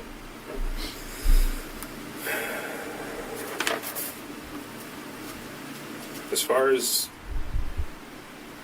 the blood on your foot, how did you clean that up? So we were talking. You had blood on Swiffer wet jet. Okay, Swiffer wet jet. And where did you get that from? Cat let me borrow it. Where's it at now? I returned it. To Cat. Yeah.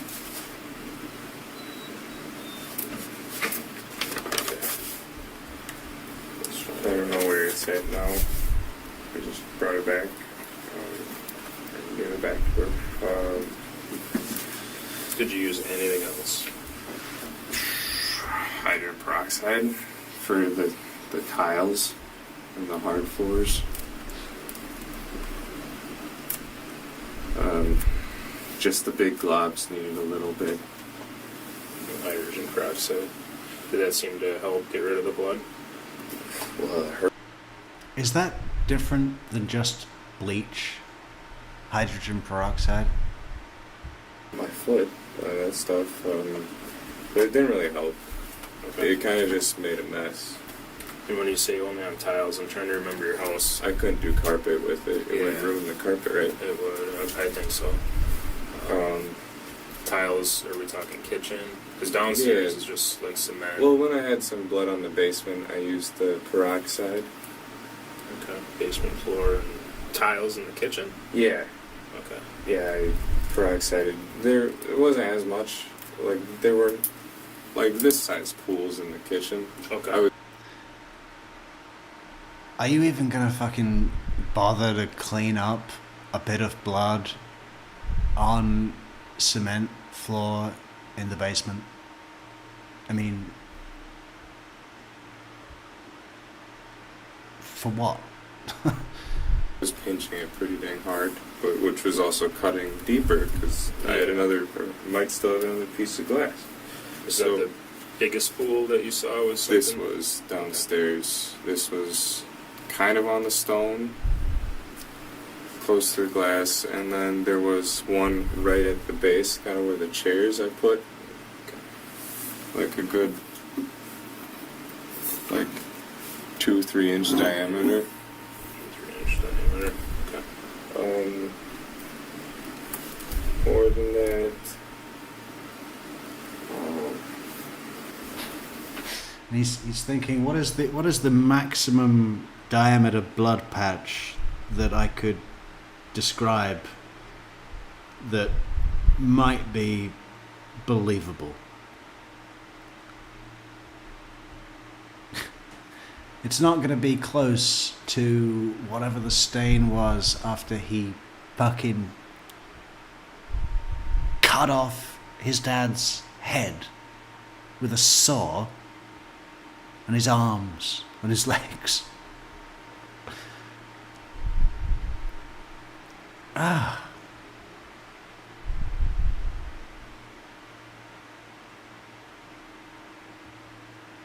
Very.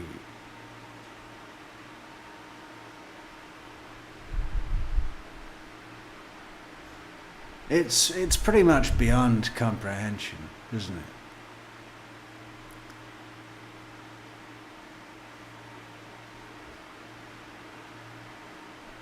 I mean, I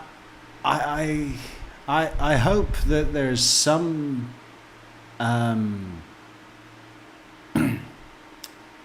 what do you call it? What do you call it? Like, people should be studying this guy, like in the jail or whatever. I mean, we should donate him to science because we need to find out what that is. With someone like Joel Guy, I don't know, that's easier to get your head round somehow. Even though it was arguably even more horrific. I mean, he was driven by having the being cut off and wanting to get the insurance. And it was probably part of Chandler's thinking as well, but it was much more explicit with Goljai as a motive, with his book of premeditation, as he titled it. Stephen McDaniel, just freaky fucking weirdo.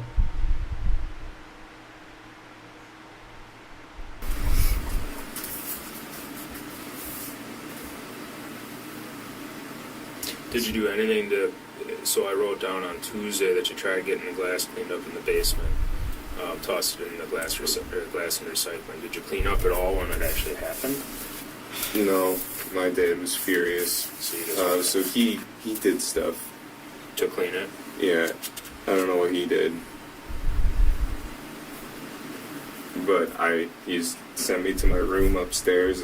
He did whatever he did, but it still was on the floor after he was done. Okay. Did your dad get injured at all when the glass broke? Did he step on any or anything? He sent me up, but I don't doubt it. When he gets mad, he's not thinking. So we don't know if your dad got hurt. No. Okay. No. But my best guess is that guy reached in the fireplace and cut off his arm or something. I don't know.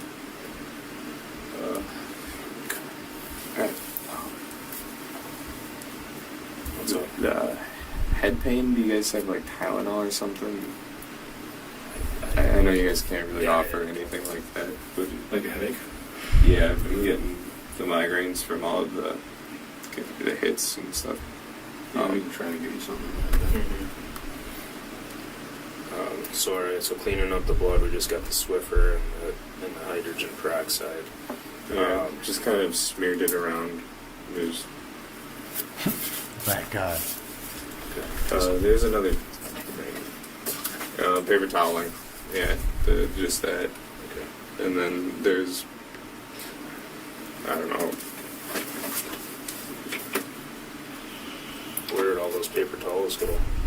Just in the trash? Yeah, some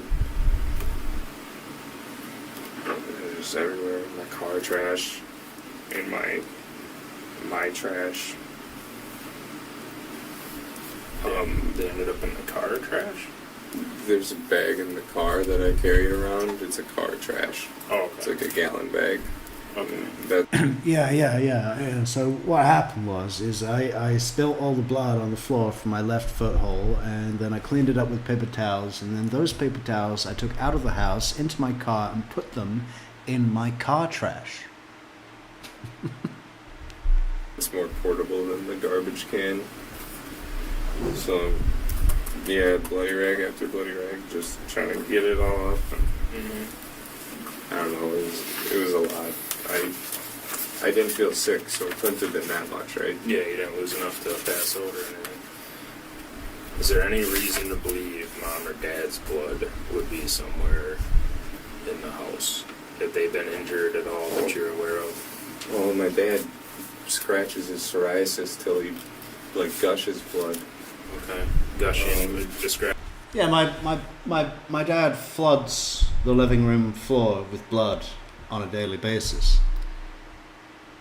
When he's in one of his rages, when we don't have any turkey legs to throw into his cage, he'll sit on the couch and scratch and scratch.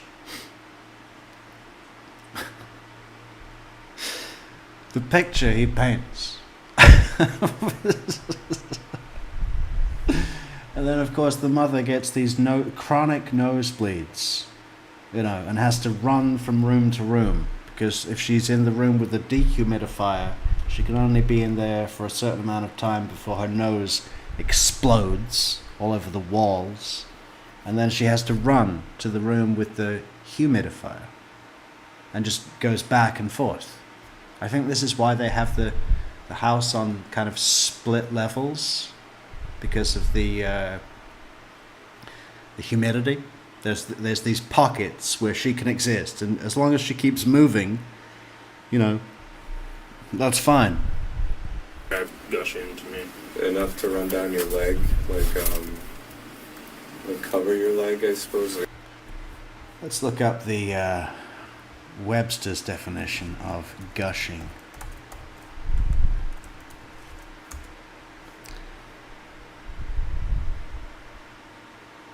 Well,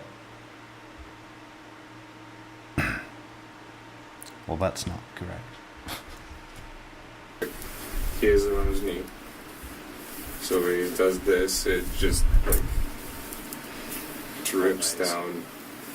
Yeah, a drip of blood that probably wouldn't even reach the floor. It dries out on the skin like a mosquito bite. I ask him to stop, but he doesn't do it when he's stressed out. Yeah. He just kind of like, it's his tick. Yeah, probably itches. Does he, does it enough to get on the floor? Does it leave? Oh, yeah. Yeah, like how much, before we were talking the water bottle lid and the Yeti lid, are we talking puddles like that, or just ribbons, or? It could be enough. Okay. But I'm thinking Yeti lid if he's there and I don't catch him soon enough. Oh, jeez. Just think about that for a second, right? I mean, you can cut your hand open with a knife and barely bleed.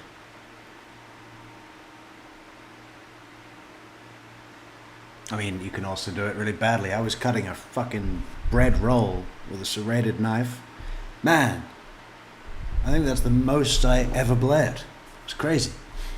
But, yeah, just a 3-inch diameter pool of blood from scratching your psoriasis. Okay.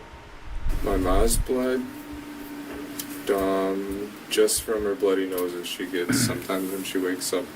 That's why we've been doing the humidifier and dehumidifiers. Yeah. Probably downstairs you get the. We have to do multiple of them, but she can't be in the living room too long because that's a dehumidifier. And if she does, her Driven nose, by all the seething hostility, yeah. Shrimpless scampi. it's bad.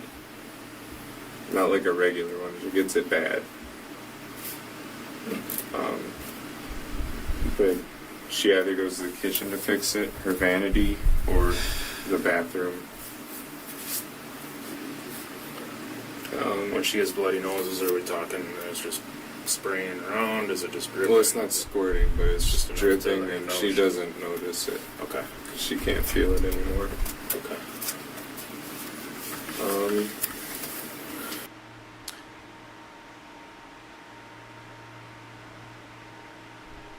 Yeah, no, I was just thinking what would have happened if they had never have found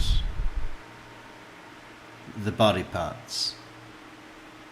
But they would have still investigated the house. And they would have found, well, this fucking moron, you know, the freezer where it has the drain, I don't know, bit at the bottom that's under something, you know. What do you call it? Maybe a bleed, like to bleed it out. I don't know. But yeah, all their blood was in there. The ash trap from the fireplace. The forensic pathologist took one look at it and said, "Oh, look, there's a human skull." Full of bones. I think they said, how many bones? There were... Oh, there was a huge amount of bones. I can't remember what it was. But they went through each piece, tiny bits of bones. But they mapped it out on the different, where each piece came from on the skeleton. So, like, even if they didn't... They found all the body parts. Well, not all of them, but enough. But yeah, even his cleanup operation in the house was really shit. Is there any reason to believe that in either one of their vehicles there would be any of their blood? Their vehicles? Yeah. Or anybody's vehicle, let's say that. Maybe car trash. Mom's car trash would definitely the past few days. My dad's car trash. Why would they have blood in their car trashes? Well, my mom does the bloody noses with the air conditioning, so Oh, okay. when we have air conditioning, my mom will have to use bring towels and stuff, Yeah. because in the hot days you can't have your windows open. You won't drive well. Yeah. So Yeah. air conditioning. So my mother, you know, when she finally makes it to the car, she has to drive around Madison with a towel stuffed into each nostril. Full bath towel. My mom will have nosebleeds. My dad hasn't had them as much as she does, but he gets them. Okay. His are worse than my mom's. Does But- he- Oh, really? Because you already kind of illuminated us with the fact that your mother gets these horrific, way worse than anything normal nosebleeds. And now your dad has worse nosebleeds than that? Get him in the house then, or? Mostly just with air conditioning, but sometimes with the dehumidifier. Okay.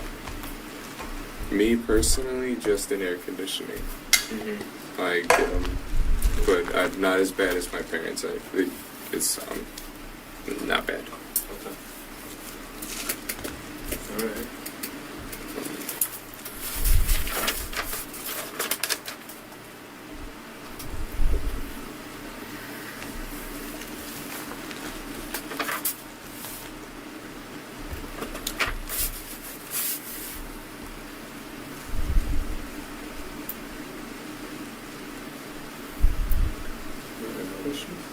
Yeah, I'm just listening right now. I'm just thinking. It's kind of absorbing. I just want to make sure that I'm asking everything, so I don't have to keep calling you and stuff. Oh, do you know my brother? Is he okay? Mitch? Yeah, did he make it? I know that's a long drive for He hasn't those called. two. Yeah, he hasn't called me at all, so I don't know. I don't think they've ever done a trip like that. So it's like 3 hours, 3.5. I Yeah, looked up. Mitch, Caitlin had it.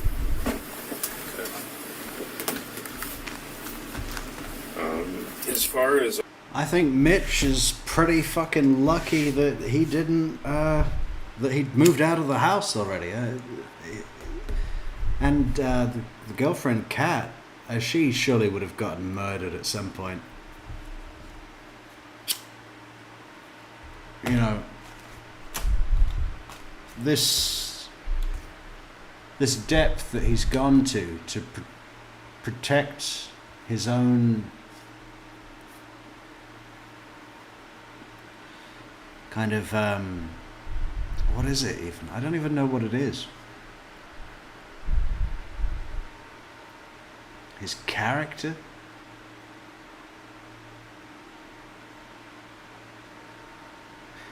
To prevent his lies from, being found out, basically. I mean, no one would not be expendable. He'd have definitely killed his girlfriend at some point, and her mother, probably. up at the cabin, when do you think the last time you were up there? Personally, last year, Last year. Memorial Day, I believe. If it wasn't the weekend before Memorial. I didn't make the parade. I never got to go last year. When do you think the last time your mom or dad were at the cabin before? My dad went when my brother was diagnosed with diabetes. When was that? The weekend before my concussion, so 1, 2, 3. Well, not including. Yeah, when my brother was down in the hospital being diagnosed with diabetes and my mother was fucking doting on him hand and foot, I had an idea. And a week later, I fell down the stairs. And then my brain got broke and my nerve got twisty and my leg got all fudgy and colostomy bag. This week, 3, 4. Yeah, 4. 4 weeks. He went up. Brother doing okay. But he wasn't born with diabetes then. No, this was. Like, it's the kind you're You born talking about with. June of this year? Like 3-4 weeks ago? Yeah. Okay. He went up, noticed our plumbing's gone to crap, and he bought a new set, something at a Fleet Farm or a Home Depot, or it's like a 4-way converter type thing for the plumbing. Okay. Something For the cabin? Yeah, for the cabin. So for like a toilet or? Yeah, we have a toilet up there actually now. Nice. Not just an outhouse. No, there is an outhouse. Yeah, you want to ask for him? Yeah, I appreciate that. Advil? What'd you say? I got Advil, does that work? Yeah. I was like, I thought you said Adderall. No, I don't No, know that. not that. Just Advil. Just over the counter stuff. Yeah. Thank you. Like 3 of them work? Yeah. There you go. Appreciate it. You better know what the answer on that. Thanks, Tim. Just say Advil on him, right? You put them on your mouth already? Never mind, they're Advil. No, I just got So the plumbing went true crap. serum. No. Is it Just like Advil. was it a sink or a toilet or what was it with the plumbing that went bad? So when we have to pour water in every time we go up to start the pump. Oh, okay. So some reason by pouring water in, the water never rose in the toilet bowl apparently. So you couldn't flush it. The water didn't come to the toilet. Mm-hmm. So you need a new thing to stop whatever the problem was. I think leaking. I don't know. I didn't hear everything from him. Sure. How did he find out about that? He? Yeah. How did he know that there was a plumbing issue up there? Well, he went up there just to go see the cabin. Oh, so when he went up a couple weeks ago, he realized an issue. This time he wanted to fix it. Yeah, well, he fixed the major issue, so it won't be flooding the house, Okay. or the cabin. Now, he wanted the pipe set to redo it, Okay. because we need new pipes because they're lead. And I think we might be moving to plastic, because there's no water heat. We can do plastic. Yeah.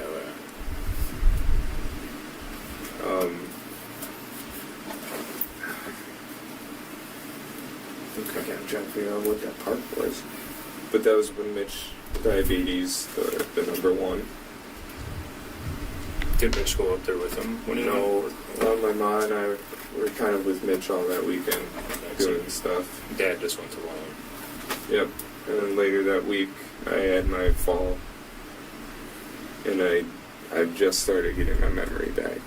Okay. So, Where has Mom been up there this year at all? Mom has not been up there this year. Maybe they were up there before. No, I think Dad did it all himself. Maybe. I think this is first And Mitch hasn't been in the cabin in a while, right? today. Oh, well, other than today. Yeah, I couldn't say he's been there. He didn't go last year. Okay. Does he kind of do his own thing, or? Mitch hasn't lived with us, or like, he's got a family now, a dog, a girlfriend, no kids, but Cool. he's kind of opposite side time. You know how it is with brothers. Yeah. Okay. He's flew the coop. Got a few of them myself. Yeah, he's doing a lot better than I am. And this guy just bailed on life, didn't he? Gone are the days of being captain of the swim dive team. 2013, 8 years ago. I'm still wearing my fucking hoodie, showing my attachment to the last time I felt like I was anybody. I tried college. I couldn't play on that new field. Nobody gave a shit about me or my social standing when I was in fucking high school. And I bailed on life, and the only place that I could be somebody was in a fantasy, reality, online shoot 'em up game.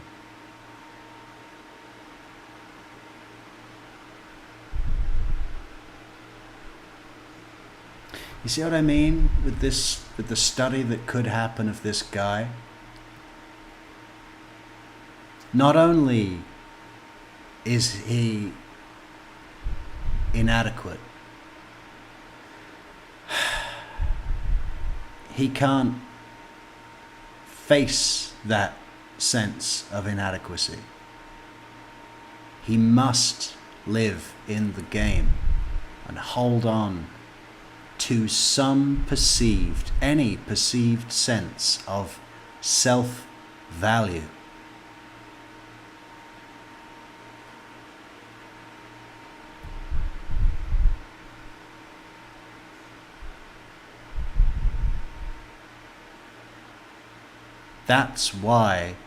That's the real motive here.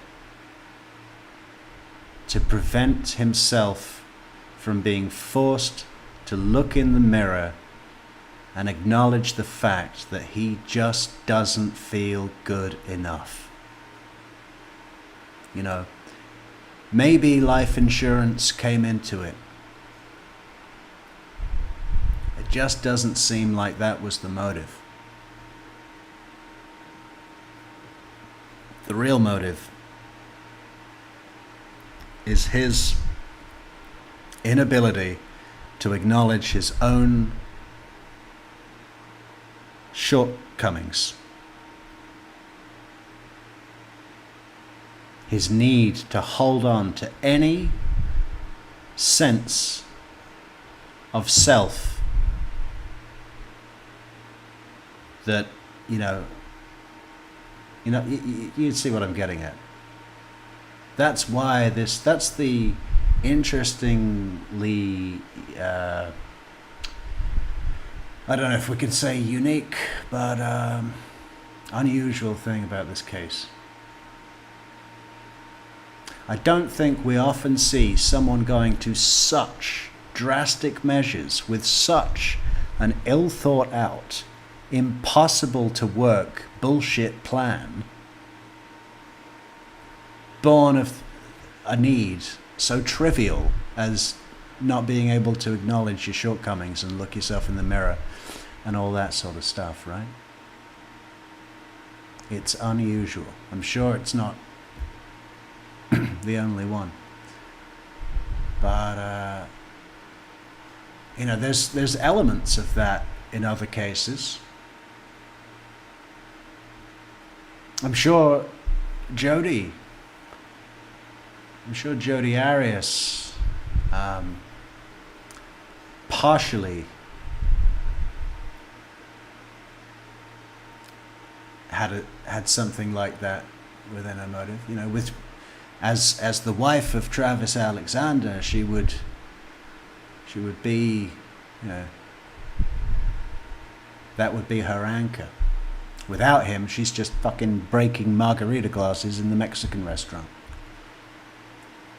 on a nothing wage, buried in debt. You know. But it really seems like that in this case, in the Chandler Halderson case, that was the sole purpose for these goings on. Yeah, alright. I've started thinking about that myself, and my parents are trying to figure that out with me. Mm-hmm. In contrast, Danielle, with the Grant Amato case,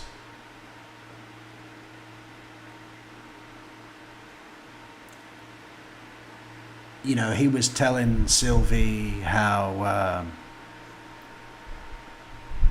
he was this big time, you know, player in a business sense, that he had the BMW, and I'm sure he was posing like that was his own house and so on. And I think if he thought he could just get to Bulgaria with a pile of cash, that they would be together. I mean, that's next level deranged, crazy. Bill, have you ever heard about that? We got all the background, I think, right? Yeah, I think so. Oh, here we go. Here's the switch. Here's the twist. I think it's time we start talking about what happened to your parents. Like the truthful version. Okay. Okay? So we have like 20 pages of writing. We're going to start with a clean white piece of paper for you to start telling the truth. Okay, what? Because listen to me. I'd have loved it if he said, we've got about 20 pages of writing, and then just like scrunched them into a fucking paper ball and threw it into the corner. We've got 20 fucking pages of you telling us about Kruger Gold coffee, bottle rockets, and fucking Buffalo Wild Wings. Tell us the story about the big green egg, Chandler. This is the only chance you're going to have to tell us the truth. Okay. What? Listen. I can't tell you what we know, but we know you're not telling us the truth. We know your parents are no longer with us. Okay, and we know the reason why. Okay, you need to tell the truth. Listen. You need to tell the truth about what happened, and just tell us why it happened. Okay? If something happened. I know, right, Danielle, but it was, you know what it was? More than anything, it was the fact that he's wearing that fucking hoodie here, 8 years after that time. Until I saw that, I hadn't really put that kind of motive together. And then you look at the other little pieces we know, where he went to college and went into the dorms and then bailed and then went home and regressed and it all adds up. Happened if you were defending yourself or if you just got fed up with stuff, you need to tell us the truth, okay? This is your chance to tell us why, okay? I'm not BSing you, okay? So can we do that? Okay, they're okay. Lawyer. Lawyer. Sorry. Shaving and chin. Do you remember that scene in, I don't know if it was Breaking Bad or the other one, the Saul Goodman one, where Mike Ehrmantraut is being questioned by the DEA, and they keep asking him questions, and he's just, in that really cool voice, just, lawyer. Do you think Chandler Halderson was envisioning that? Look at his feeble, whimpering pussy in the corner. So can we do that? Okay. I'm not BSing you, okay? So can we do that? Okay, they're okay. Okay. I'm not BSing you, okay? So can we do that? Okay, they're okay. Lawyer. I'm sorry. Shaving and chin. Lawyer. Okay. Because they're, Okay. You want a lawyer? Yeah. They're okay. Okay. Okay. They're okay. Yeah.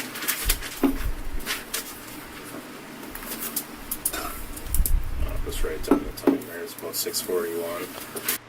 I would have not have been surprised at all if he just threw up right there, huh?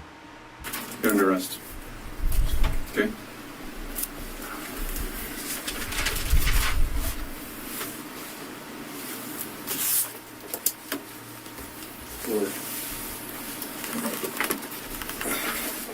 Okay. what happened. Okay. You know what happened. We're not going to tell you what happened. You know what happened. You were there when it happened.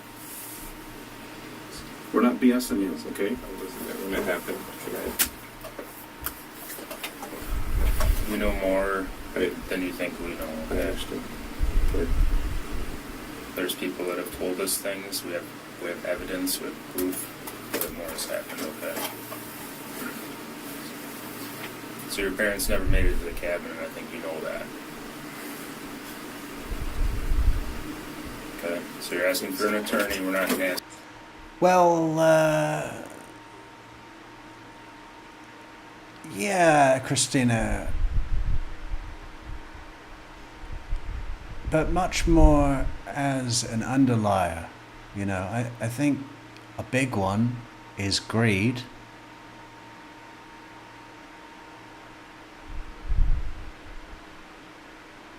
And greed born of entitlement, which is kind of contrasting to feelings of inadequacy. But I know what you're saying. It's certainly a thread that is involved in many. Ask any more questions. Stand. Stand up. You want to stand, bro? Just come over here for me. Do you have anything in your pockets at all? Wallet. Just a wallet that you put in there. Oh. What's this right now? Vaping condoms. Okay. So they won't take the vape down in the jail. Okay. Where's your coin purse at? You just took it. Oh, that's a vape stand-up one. Look, it's in. See, people go on about guns in interrogation rooms all the time. It's all right for Brian Chunk. Oh, I got you. I'm just gonna make sure you don't have it. Okay.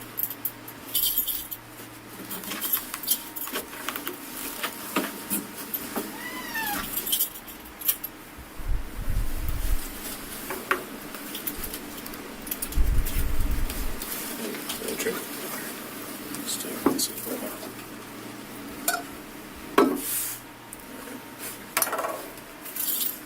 A handcuff in here, or Yeah, that's push hand by that?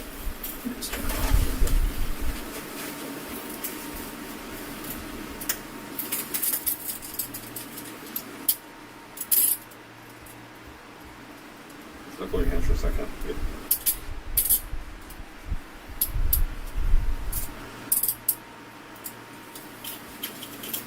You just double lock them so they don't get tighter on you, right?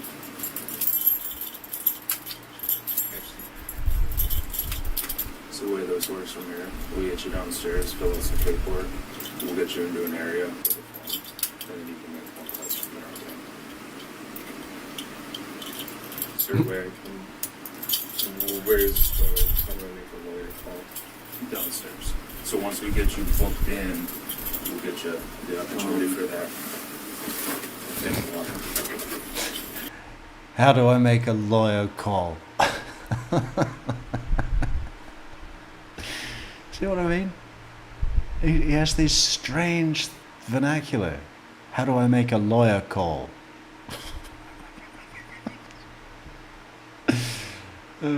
How do I get a number for a lawyer? I think is the point of what he's trying to say. How do I make a lawyer call? Can you want me to roll with you, Bill, or I'm good if you got a quote on there. That's I'll fine. gather your things? I just wonder if you can hand me mine, if you don't mind. It's the one on the left. This? You can keep the other stuff there. I'll come back. Oh, okay. This. Yeah. Yep. Okay, so you're good then? Let me just search this so you can take it down with him.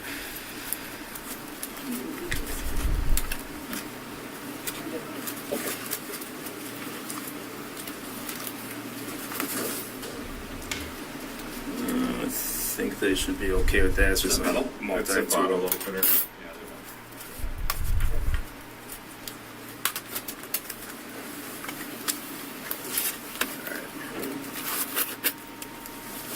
will. You could put the vape in the wallet. I just threw it there. I'll grab it when I come back. Okay. Don't worry about it, Chandler. All right.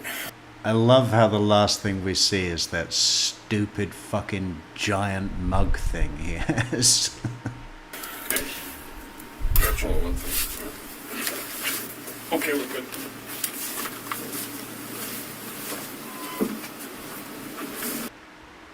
I know a lot of people have those. It's only stupid because it's his.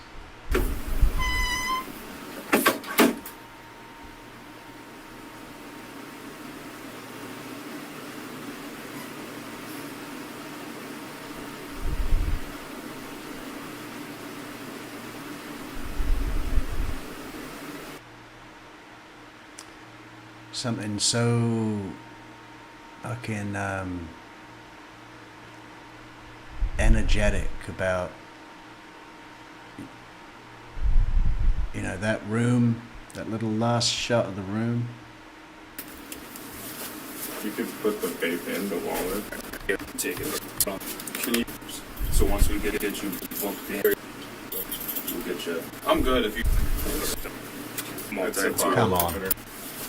You could just All right. There.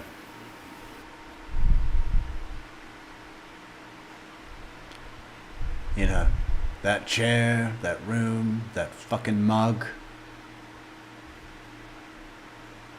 And the change that just happened to a human being in that setting.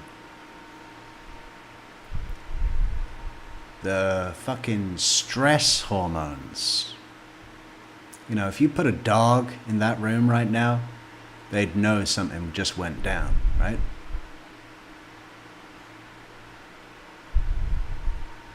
It's like, yeah, crazy. Well, folks, oh hey, thank you so much again, Victoria Girl, for the kind super chat. Look at that. Thank you so much.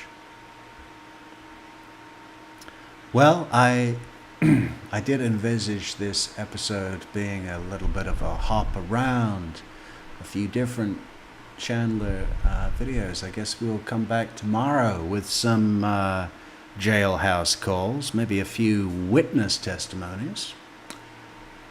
And yeah, I mean, it's the 4-year mark, so why not have a look at Chandler Halderson's new situation.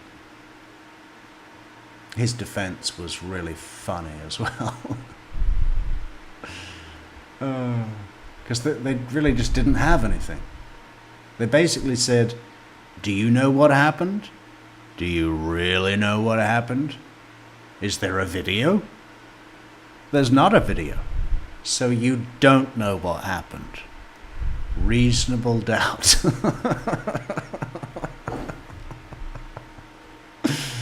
That was seriously the extent. There was like no cross-examination. They didn't bring on a single witness, I'm pretty sure. They did a very, very nothing opening statement. An even worse closing argument. It was, probably no fault of the attorneys, but because what would you say? It could not be more clear. It might be one of the most surefire prosecutions that we've covered on the channel.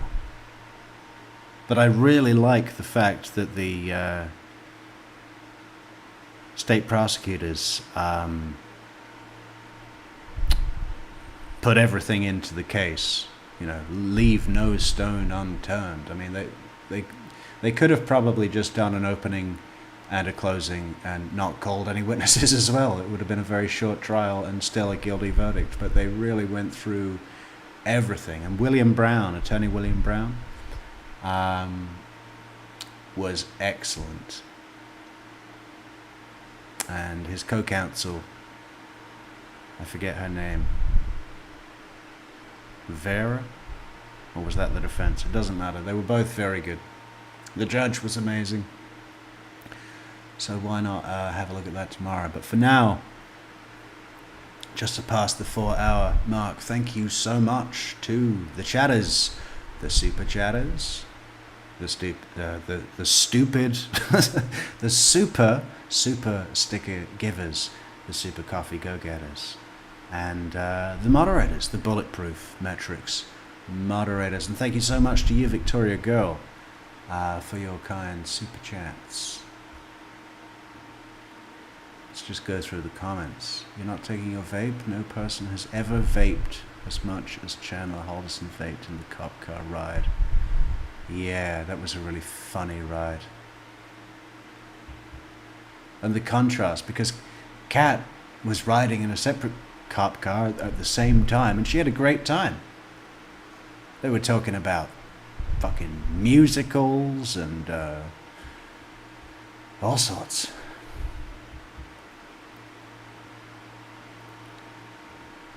Lawyer.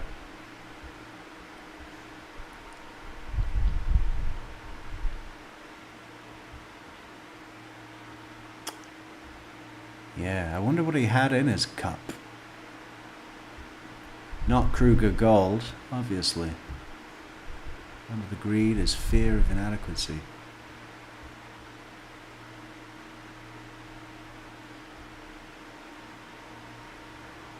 Well, I suppose ultimately we could say that that's the driving force of all human endeavor.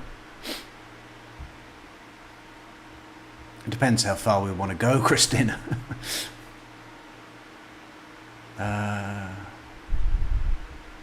It's not like Chazzle Dazzle is going to confront a policeman.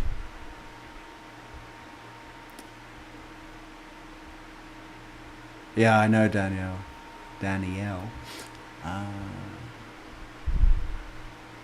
And they do these statements like the really funny wording as well. We've been talking about how Chandler Halderson has a strange way of speaking. What does he say? The real dinner table.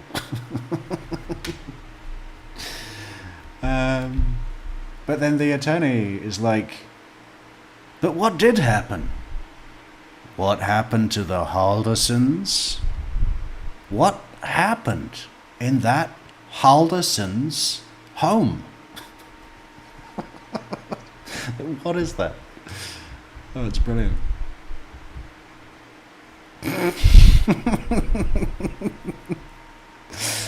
Oh.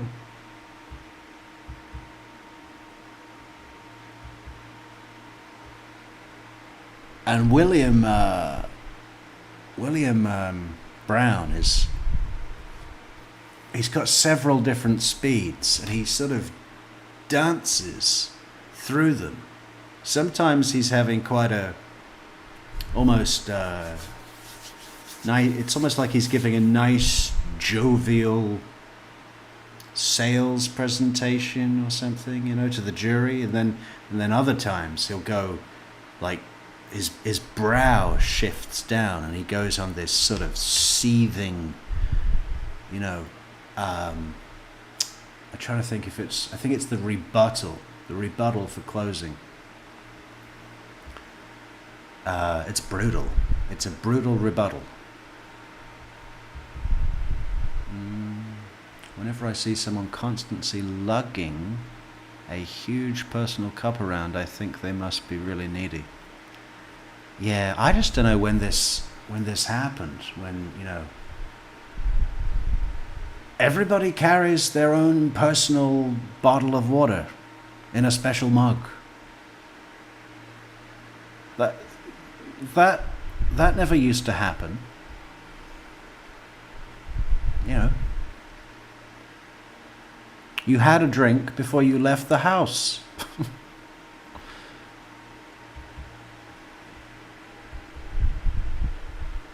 And people will tell you, oh, it's all about single-use plastic. Well, is it? Is it?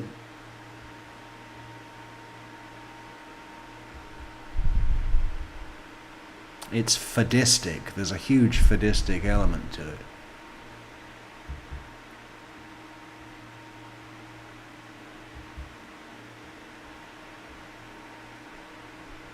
The real dinner table.